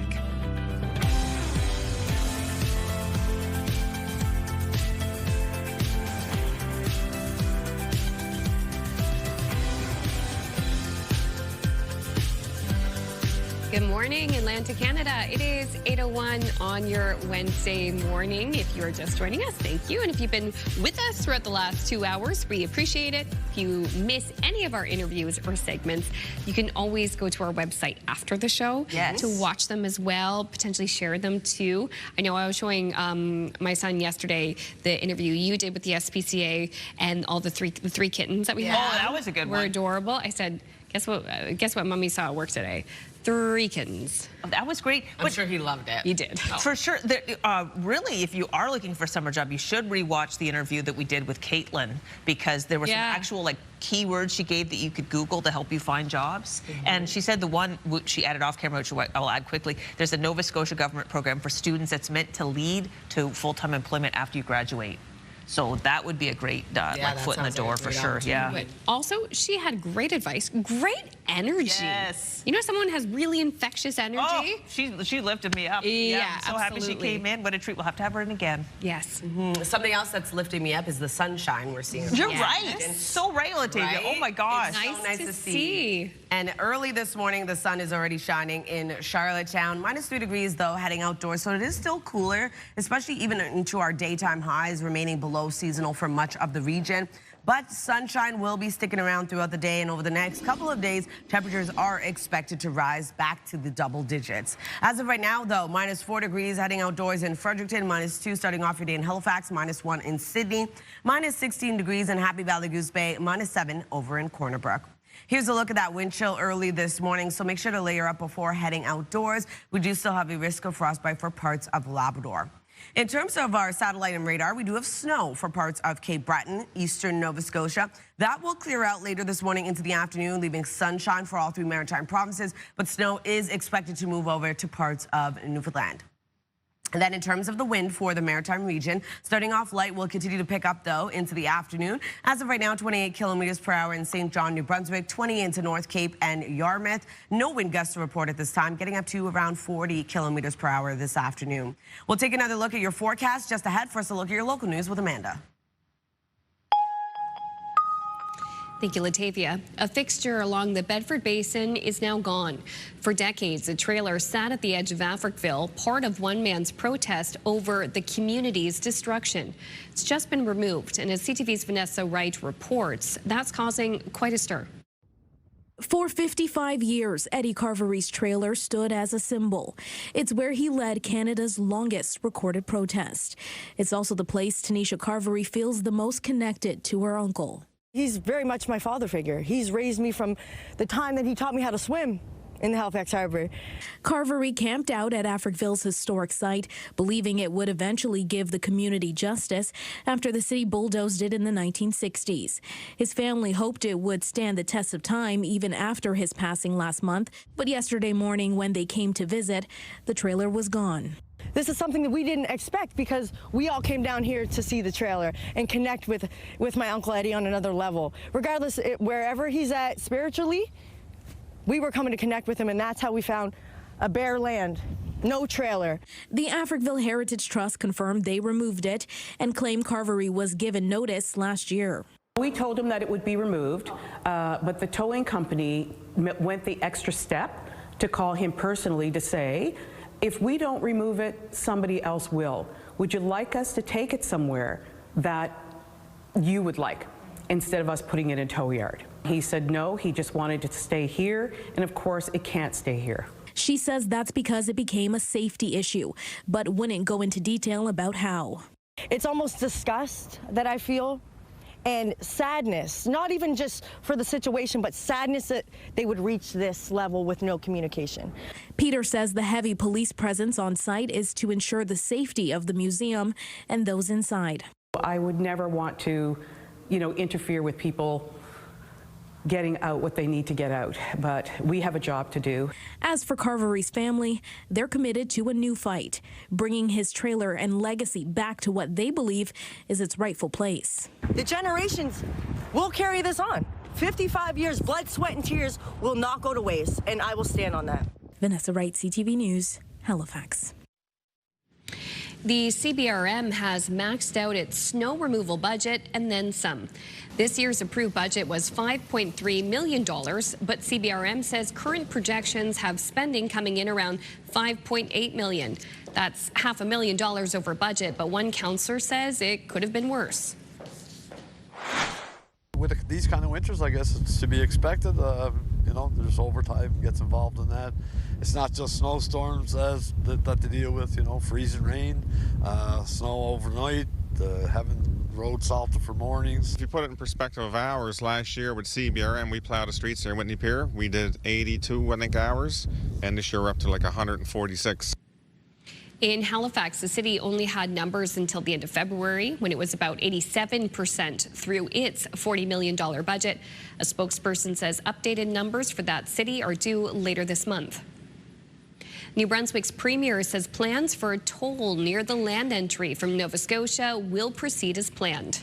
Susan Holt confirmed that to the Canadian press, despite pushback from politicians in Nova Scotia, truckers, and more recently, the Atlantic Chamber of Commerce. Holt insisted New Brunswick is just doing the same as Nova Scotia, which charges out-of-province vehicles on the Cobequid Pass. Last month's record-breaking $1.3 billion deficit budget in New Brunswick added a new toll by 2028 on out-of-province vehicles coming through ALAC. It's estimated to add more than $10 million to provincial coffers annually. Finally, to the West Coast now, where in BC there was a very delicate rescue to free a pair of bald eagles trapped in power lines. Take a look.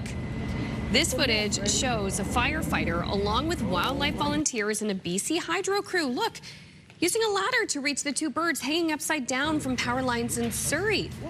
So the birds, they had locked talons while sparring during nesting season. Once free, the birds appear to be okay, immediately taking flight and saying, you know what, bro, that's okay. It's not worth it anymore. I feel like, while they were stuck together, they had to rage quickly ended, and they really had a chance to sort of talk it out. Yeah, they were in a predicament. Like they were beak to beak, so they had no choice. So they just said, you know what, this is foolish. I know it's mating season, but we got hot-headed. And exactly. But then, you go left, I go right. Exactly. Well, speaking of wild animals, reports of the death of the world's oldest land animal were greatly exaggerated. Thanks, Kevin. So here he is. It's Jonathan the tortoise, still alive and well. Woo! But news of his death spread rapidly on social media last week. People thought it was an April Fool's hoax. It did fool a lot of people, but who would? That's not a hoax. That's not funny. No, it's not. That's bad. Anyway, he's still alive and kicking at 193 years old. Wow. He's a Seychelles giant tortoise. He remains the oldest living land animal and the oldest tortoise who ever lived. Makes Gus at 103 seem just like a young buck. Right? Bam. See, he's like, give it to me. He's still eating. He's still going strong. There's still stuff that posted social media on April Fool's Day that's still trickling through, even a week later. But that's not, he's dead? Like, that's not funny. No. Poor guy. Right? Well, anyway, it was great. Because of that, we got to show images of Jonathan on our show. So that's the good that came of it. I love that his name is Jonathan. Me too. Not John. Jonathan. All right, still ahead, we're going to share your answers to the Move Morning Chat. There's a lot of food you guys don't like. Some might surprise you. That's a little later. And also, too, Latavia has the latest look at the Wednesday forecast as we take a live look at St. John. Nice to see some beautiful blue skies this morning in calm waters as the ferry rolls on by. The forecast is next.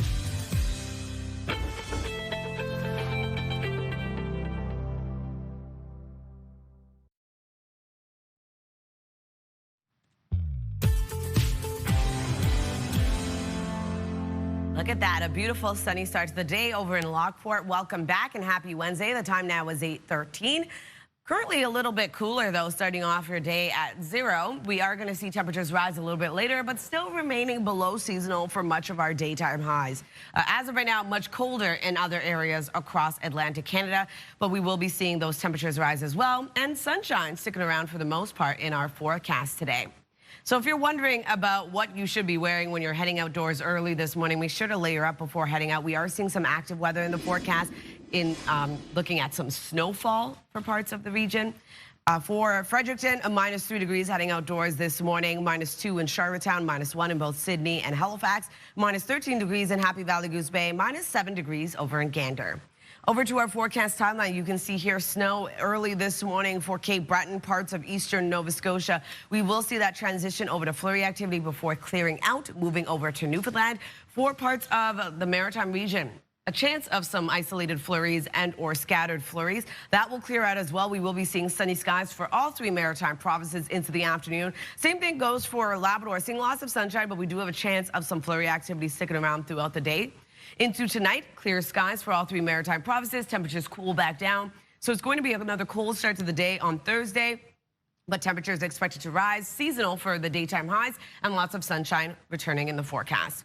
If you're wondering about snowfall totals, looking at around 2 centimeters of accumulation for parts of Cape Breton, eastern Nova Scotia, parts of Labrador, and across Newfoundland. For our forecast today for New Brunswick, daytime highs will warm up 3 to 6 degrees today. Isolated flurries start off the day. That will clear out, leaving sunshine across the province. For Prince Edward Island, pretty much the same. A bit of flurry activity early in the morning, clearing, leaving sunshine. A high of 1 degree right across the island today. Wind gusts of 40. For Cape Breton, eastern Nova Scotia, excuse me, daytime highs will range from -1 to 6 degrees. We do have periods of snow that will taper off to flurry activity, and then into the afternoon, clearing out, leaving a mix of sun and cloud. For the rest of Nova Scotia, looking at scattered flurries, clearing, leaving sunshine as well. Daytime highs between 3 to 9, being the warmest into Shelburne. Labrador City looking at a chance of flurries throughout your day today with a high of -6. 1 degree into St. John's, Newfoundland, looking at periods of snow. Thursday's forecast, a bit of a warmer day ahead. Sunshine sticking around for much of Atlantic Canada. We'll start to see some light snowfall move in for parts of Labrador. And then into Friday's forecast, starting off the day with a low chance of showers and or flurries for northern New Brunswick. We will be seeing sunshine for much of the region, though. Temperatures above seasonal, so the warmest day of the work week, and showers moving in across parts of all 3 maritime provinces into the evening. So that's a look at your weather forecast. Going to throw things over to Amanda. Thank you, Latavia. A 2-week ceasefire in the Middle East has been announced involving Iran, the U.S., and Israel. The latest development comes after U.S. President Donald Trump threatened to launch devastating strikes on Iran if it didn't reopen the Strait of Hormuz. For more on this, we bring in CTV's Scott Hurst. Scott, quite a dramatic turn of events with the war in Iran. So how did the 2 sides come to an 11th-hour temporary ceasefire agreement? Good morning, Amanda. A dramatic turn of events, as the way you phrased it, is really a perfect way to sum up these latest developments as the U.S. president, in just a few hours, Amanda, went from threatening to annihilate Iran to saying the U.S. will at least temporarily stop dropping bombs and now work towards a longer-lasting peace deal. Of course, this is a significant de-escalation, but as you can imagine, it is fragile, it's tentative, it's temporary, a 2-week halt in the fighting. As the U.S. president said on social media, Iran put forward a 10-point proposal that he initially claimed as a workable basis on which to negotiate, but then later called it fraudulent. Iran says it has accepted the ceasefire deal and that it would negotiate with the United States in Pakistan beginning Friday. Now, back to the point about this being a huge turn of events, the temporary ceasefire, Amanda, came about 90 minutes before Trump's self-imposed deadline to target power plants and other critical infrastructure. Now, in terms of the very latest and what to expect today, we do know that the U.S. president is set to meet at the White House today with NATO Secretary General Mark Rutte, Amanda. Okay, so what could this mean for the Strait of Hormuz as this disruption continues to upend economies right around the world?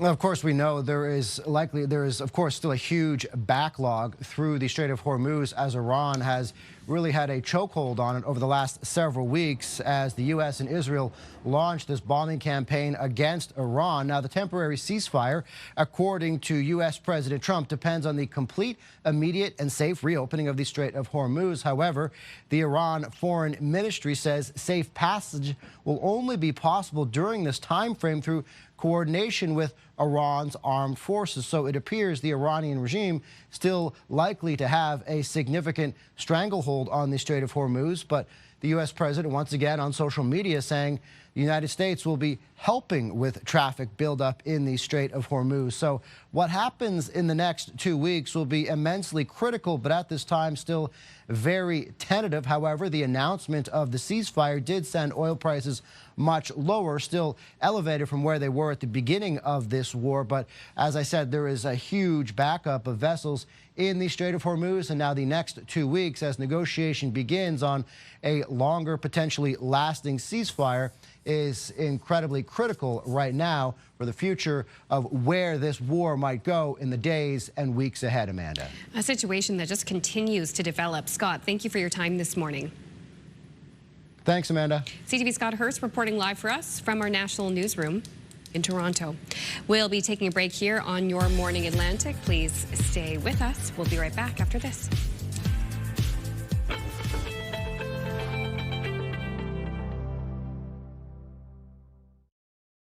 Move Mornings with Aaron and Peter. Weekday mornings on Move 100. The most fun in the morning. And home of the $1,000 minute. Only on Move 100 Halifax.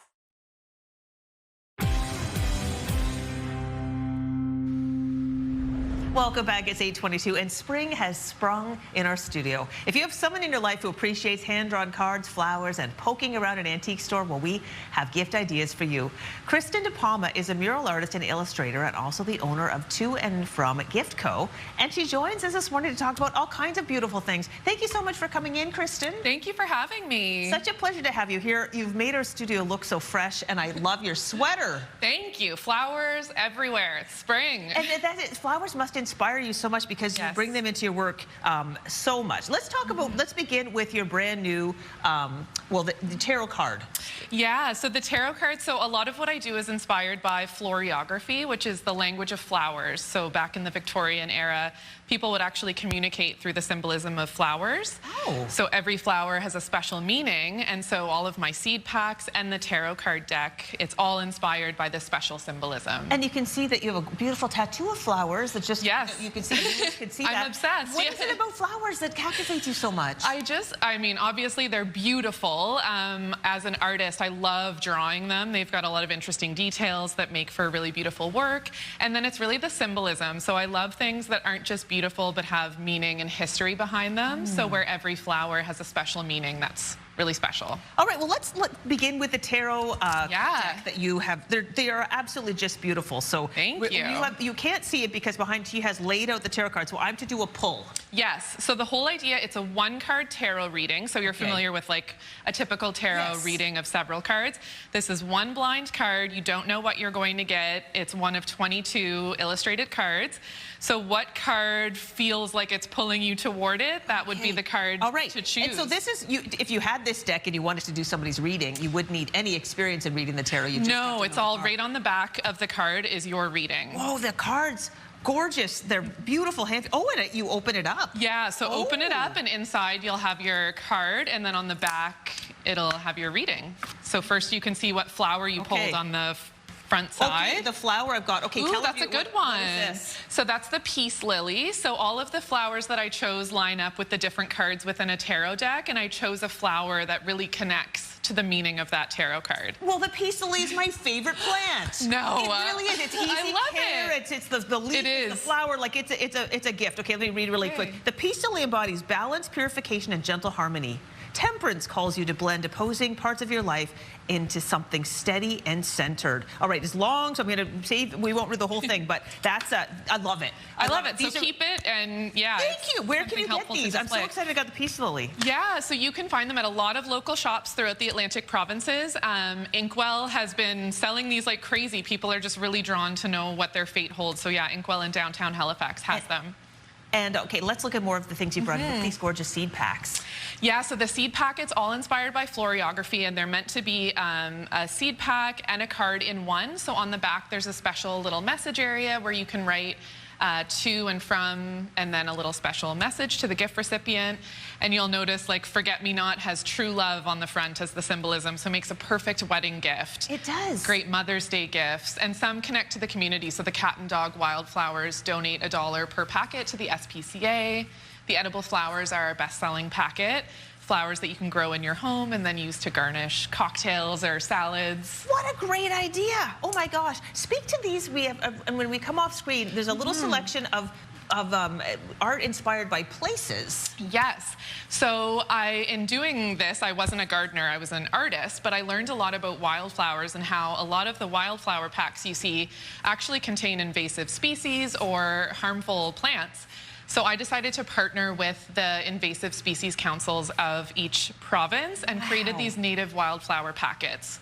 So I've got them for Nova Scotia, New Brunswick, and Ontario, and hopefully we'll expand to all of the provinces. My gosh, you're really, literally spreading joy everywhere you go with this stuff. Thank you. Are people, I just wanted to show, we have a shot of your mural in downtown Dartmouth. I know that you do murals. And so I thought a lot of people may have seen this. It's on the Power Building on Maple Street in Aucherlony. Tell our viewers really quickly about your Paint It Forward program. Yes, so I've just reopened applications for my Paint It Forward program. It's the second year where I donate a mural to a nonprofit or charitable organization. So anyone, right now it's only open to HRM, but I hope to expand that in the future. But I invite organizations to apply for an opportunity to win a mural hand-painted by me. Wow, bringing joy all year round, the joy of flowers all year round. Well, it's such a pleasure. Thank you so much for coming in and keep doing what you're doing. Thank you. Thanks for having me. It is our great pleasure. We put information about KDP lettering, KDP letters, right? KDP letters, KDP letters. That's how you can find her on the socials and online, but we have it on our website as well. Look at that. Just beautiful. It's 8:27. We'll be back with more of our show after this.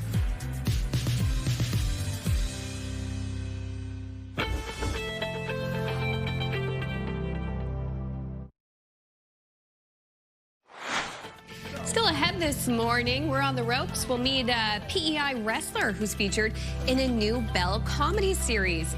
That's coming up in the last 30 minutes of Your Morning Atlantic.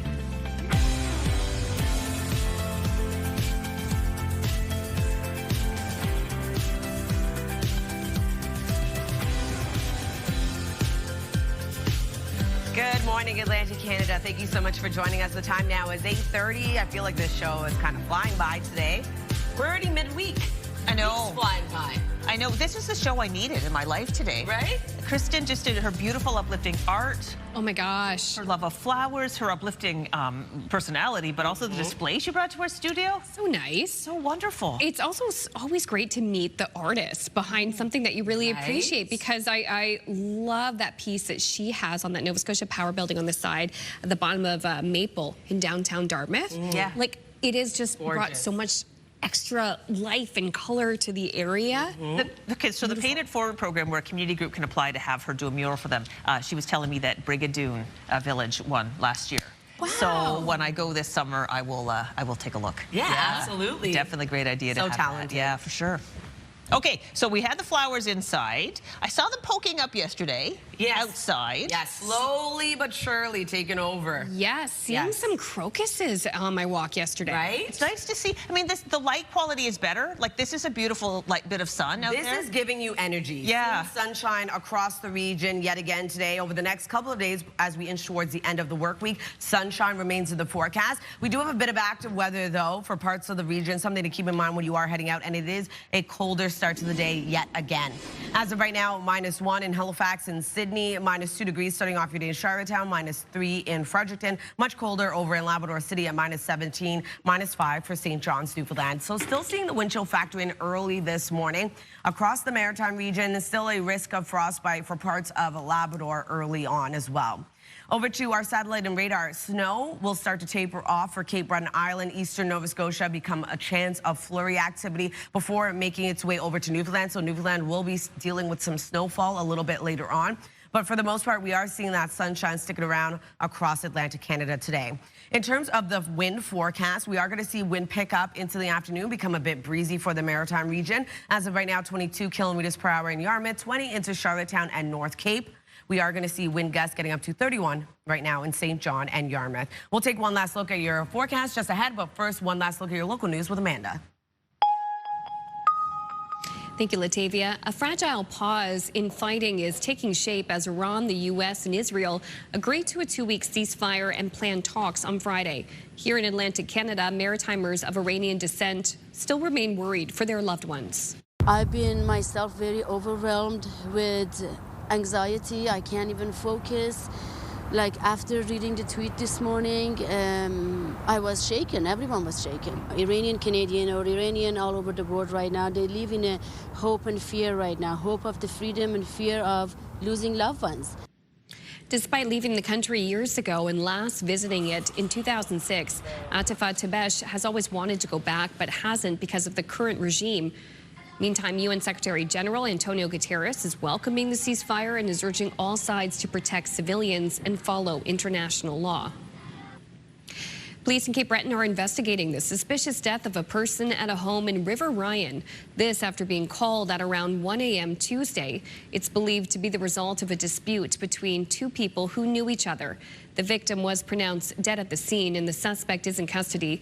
Police call this an isolated incident and say an autopsy has been ordered. The city of Moncton is spending $250,000 a year to support shop owners dealing with vandalism and theft. So this is modeled on the St. John Community Resilience Program. It's an opportunity for business owners to get support with criminal activity. It's really important, you know. It just shows their commitment to making this a world-class city and a great economic and social hub. We need to address the crime. We need to focus on that.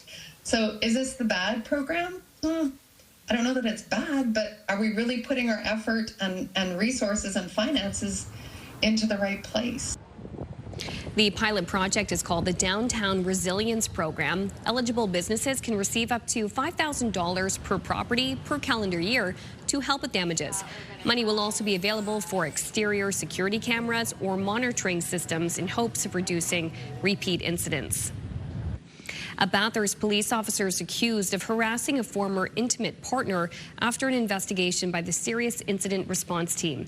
Constable Nathan Petra has been charged with criminal harassment, breach of trust of a public office, and uttering threats to cause death or bodily harm. Bathurst police say the officer has been on administrative leave since the investigation started. Constable Petra will appear in court in June. The massive redevelopment of Halifax's Windsor Street Exchange just got a big injection of cash to upgrade what's going on under the roads. The $28 million is from the federal government's Build Communities Strong Fund. The money is to help expand and upgrade the infrastructure under the new roads, which will help increase capacity in Halifax's wastewater collection system. It'll provide additional capacity for the growth that's anticipated in the area, as well as just general good management practices in renewing the assets to get out in front of any future failures. The interchange can have about between 120,000 and 150,000 people moving through it. That includes about 50,000 transit users every single day. So this is one of the busiest and most important, most consequential intersections in Eastern Canada. The cost of the entire Windsor Street Exchange project is pegged at $180 million. Port St. John will begin the 2026 cruise ship season with the arrival of Virgin Voyages' Valiant Lady today. Meantime, Halifax welcomed its first cruise ship of the season yesterday with April snow. Nearly 400 passengers on the Viking Polaris saw flurries fly. The ship is in dock at Pier 23 until this afternoon. A couple of new cruise lines will call on Halifax from Virginia and Bermuda this year. They will bring the total number of visitors to 363,000 aboard 189 vessels. Cruise sailing season ends in Halifax in early November. Finally, NASA has released stunning new photos of the far side of the moon, something humans are seeing with their own eyes for the very first time. The Artemis II crew flew around the moon Monday, snapping photos and taking detailed observations from the window of their Orion spacecraft. The photos include Earth set, captured as the Earth dipped below the lunar horizon. NASA also shared a new photo of a solar eclipse as well. The astronauts became the first people to see a solar eclipse from the moon. Also exciting, too, the Prime Minister, Mark Carney, will be calling Jeremy Hansen at some point today as well. So they're going to be having a conversation with each other. That's incredible. That's great. It's good that they warned him because he didn't want to look at his phone and see that it's an unrecognizable number. Oh, yeah, unknown number. Private number. Be like, this is a scam. This is possible scam or fraud. It's Mark Carney, and you're like, You prove it. Prove it. I don't believe it. Oh, my gosh. Oh, right. I love seeing those images. A lot more than I'm going to love seeing these images that I'm about to show you. Okay. Troll Museum in Norway is giving visitors a new way to see the country's famous creatures. Check them out. All right, so let's go inside, shall we? That's where where the magic happens. They're combining Norway's national folklore with augmented reality rather, to bring them to life. Now, the trolls are said to live in caves or hills in Scandinavia, and in some cases, the depths of the sea. The museum, wow. The museum plans to expand and open a new hall focusing on local folklore. Now, I'm nothing against the folklore of Norway, because I think that's a wonderful tradition, but just these particular trolls, they do scare me. They're awesome, man. You know what my favorite troll is? A bridge troll. I was gonna say, do you have to like solve a riddle to enter? Probably. That was the augmented reality, yes. I would never get in then. Look at that sea troll. That's terrifying. Oh my. Jamie was like, bring it on. If I saw one in real life, though, I'd be like, ah! Yeah. Run away. Seen too many horror movies. Yeah, basically. All right, switching things up, we're going to talk about the community calendar now. Some stuff taking place in our region. So if you're looking for a fun night out in St. John, join the talented crew of the Water Street Dinner Theater for a night of laughs. Their show, Aching Bad, will be held Friday, April 10th from 6:30 until 8. For tickets, head over to their website. And get ready for an incredible night of live music as students from across PEI take the stage for the PEI Schools of Rock Showcase. Young musicians from multiple schools come together to perform a range of rock classics and modern hits. The performance will be held this Saturday, April 11th from 5 to 8 p.m. at Birchwood Intermediate School, and admission is by donation. Will Jack Black be there? Possibly. And get ready for the most perfect event. So a cat show will be held this weekend in Spring Hill, Nova Scotia on April 11th from 9 to 4 p.m. You can come out and meet some of the most stunning cats from across the country. There will be cat showcases, competitions, unique pet products, and a wide range of vendors available. Tickets can be purchased at the door. And if you do have an upcoming event, send us the details. We'd love to promote it. Your Morning Atlantic at ctv.ca. Time now is 8:40. Make sure to stick with us. We'll be right back right after this.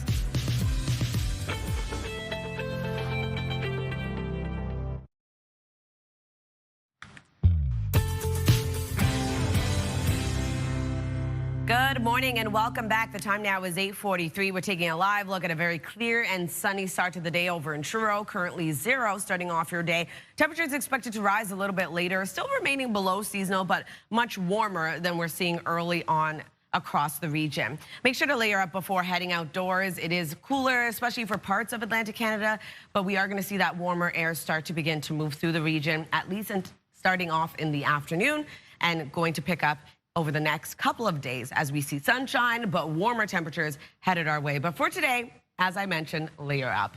When you're heading outdoors this morning in Fredericton, it is -3 degrees, -2 over in Charlottetown. Currently -1 in both Halifax and Sydney. We are going to see that wind chill factor in as well early this morning, but we are going to see temperatures rise. Newfoundland, Labrador is still colder early this morning. Temperatures are going to remain cooler for our daytime highs, but we are going to see that warm up there as well, and that sunshine will be sticking around.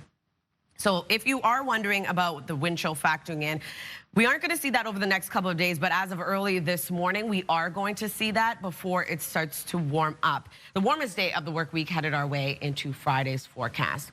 So for a forecast timeline, we are going to see, we're going to show you our graphics in just a second. But if you are wondering, today, lots of sunshine for much of Atlantic Canada. We do have a bit of active weather in the forecast as well.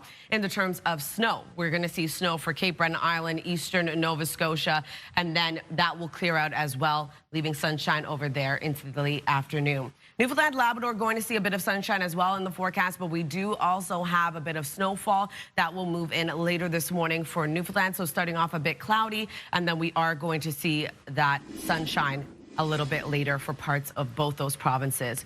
So if you're wondering about the afternoon, like I said, sunshine for all 3 maritime provinces, snow for parts of Newfoundland and for parts of Labrador, looking at a bit of flurry activity, a chance of flurries throughout your day. Into tonight, clear skies remain for all 3 maritime provinces. Temperatures cool back down. So starting off a bit cooler into Thursday morning's forecast, but temperatures will rise, seasonal for your daytime highs. If you're wondering about snowfall totals, looking around 0 to 2 centimeters of accumulation for parts of Cape Breton, eastern Nova Scotia. Same thing for parts of Labrador and across Newfoundland.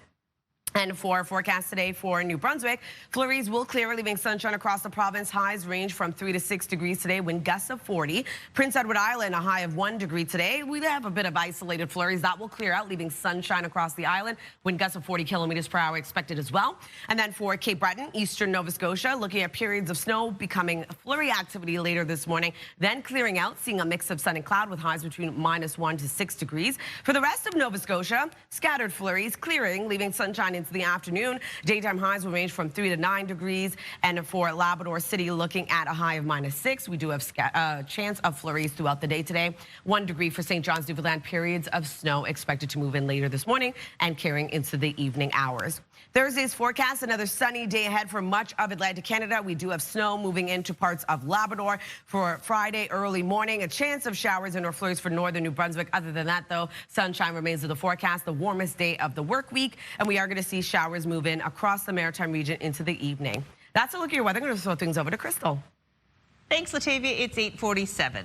Now, The Ropes is an award-nominated Bell 5 comedy series about a dysfunctional family of backyard wrestlers fighting to reclaim their turf. The production connected with Off the Ropes Wrestling Studio and found a PEI native turned wrestler to be cast in the show. To learn more about the show and her personal journey to wrestling, we welcome professional wrestler Natasha Dunn. Oh my gosh, let me fit. It is Caveteris. That is, did I get it right, Natasha? Yes! Oh, hurrah! Yes, you did. With that. Thank you so much for joining us. You're originally from PEI, and I understand that's where you developed a love for wrestling. Where did that all begin? Yes. So growing up on a dirt road in rural PEI with one channel, we watched Atlantic Grand Prix wrestling. So the Cuban Assassin was always my favorite wrestler. I just loved how he came out. He was a character, and he was, you know, evil. It was great. So, and then later on in life, I worked with Canadian Mental Health Association, and we actually had one of our clients was a big fan of wrestling. So I started watching wrestling so I would have something to connect with him at work. And then from there, partnered with Red Rock Wrestling in Charlottetown to actually come up to put a show on. And we used it as a fundraiser for Canadian Mental Health Association Hope Center Clubhouse. Fast forward, I moved to Ontario as a national level powerlifter. And we had a guy come into the sports clinic that my husband and I had owned at the time. And he was, you know, he's a pretty muscly guy. And I'm like, oh, you must be a power lifter. That's what I do. And he was like, no, I'm actually a professional wrestler. I was like, what? What do you mean you're a professional wrestler? And he's like, well, you're pretty fit. I got a show in 6 weeks. I'll put you in. And I'm like, I don't know how to wrestle. And he was like, that's okay. I'll give you a couple of lessons. All you got to do is you just walk in the ring, wear your Team Canada singlet and your medals, and you go in and you pick up a guy and you slam them. Just like that. Oh my gosh. And it didn't go so good. Oh my gosh. Natasha, I'd love to hear more. We've only probably got like another minute to go, so I want to be able to talk about the show. But I understand you did start wrestling at age 47, which is later in life than most people would pick up a physical sport like this. Yes. Yeah, is it hard on your body? It's a little hard. I don't bounce like the 18-year-old girls in my class do. Sometimes I just have to say, I'm sitting this one out. But the producer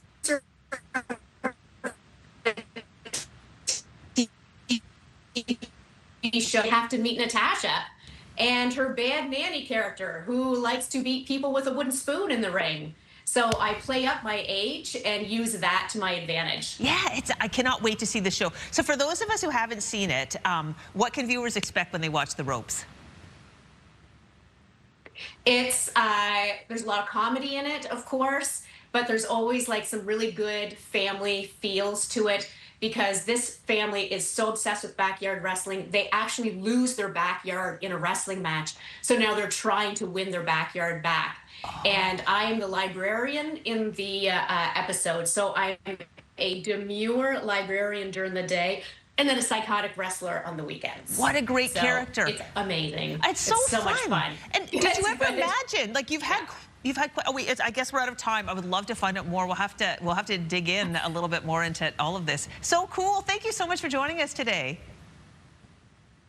Yeah, I really appreciate it. It is our pleasure. It was such a joy to chat with Natasha this morning. We put information about The Ropes so you can see her in action as the bad nanny. And on the 5 TV, it's 8:51. We'll take a little break and be back and wrap up the show after this.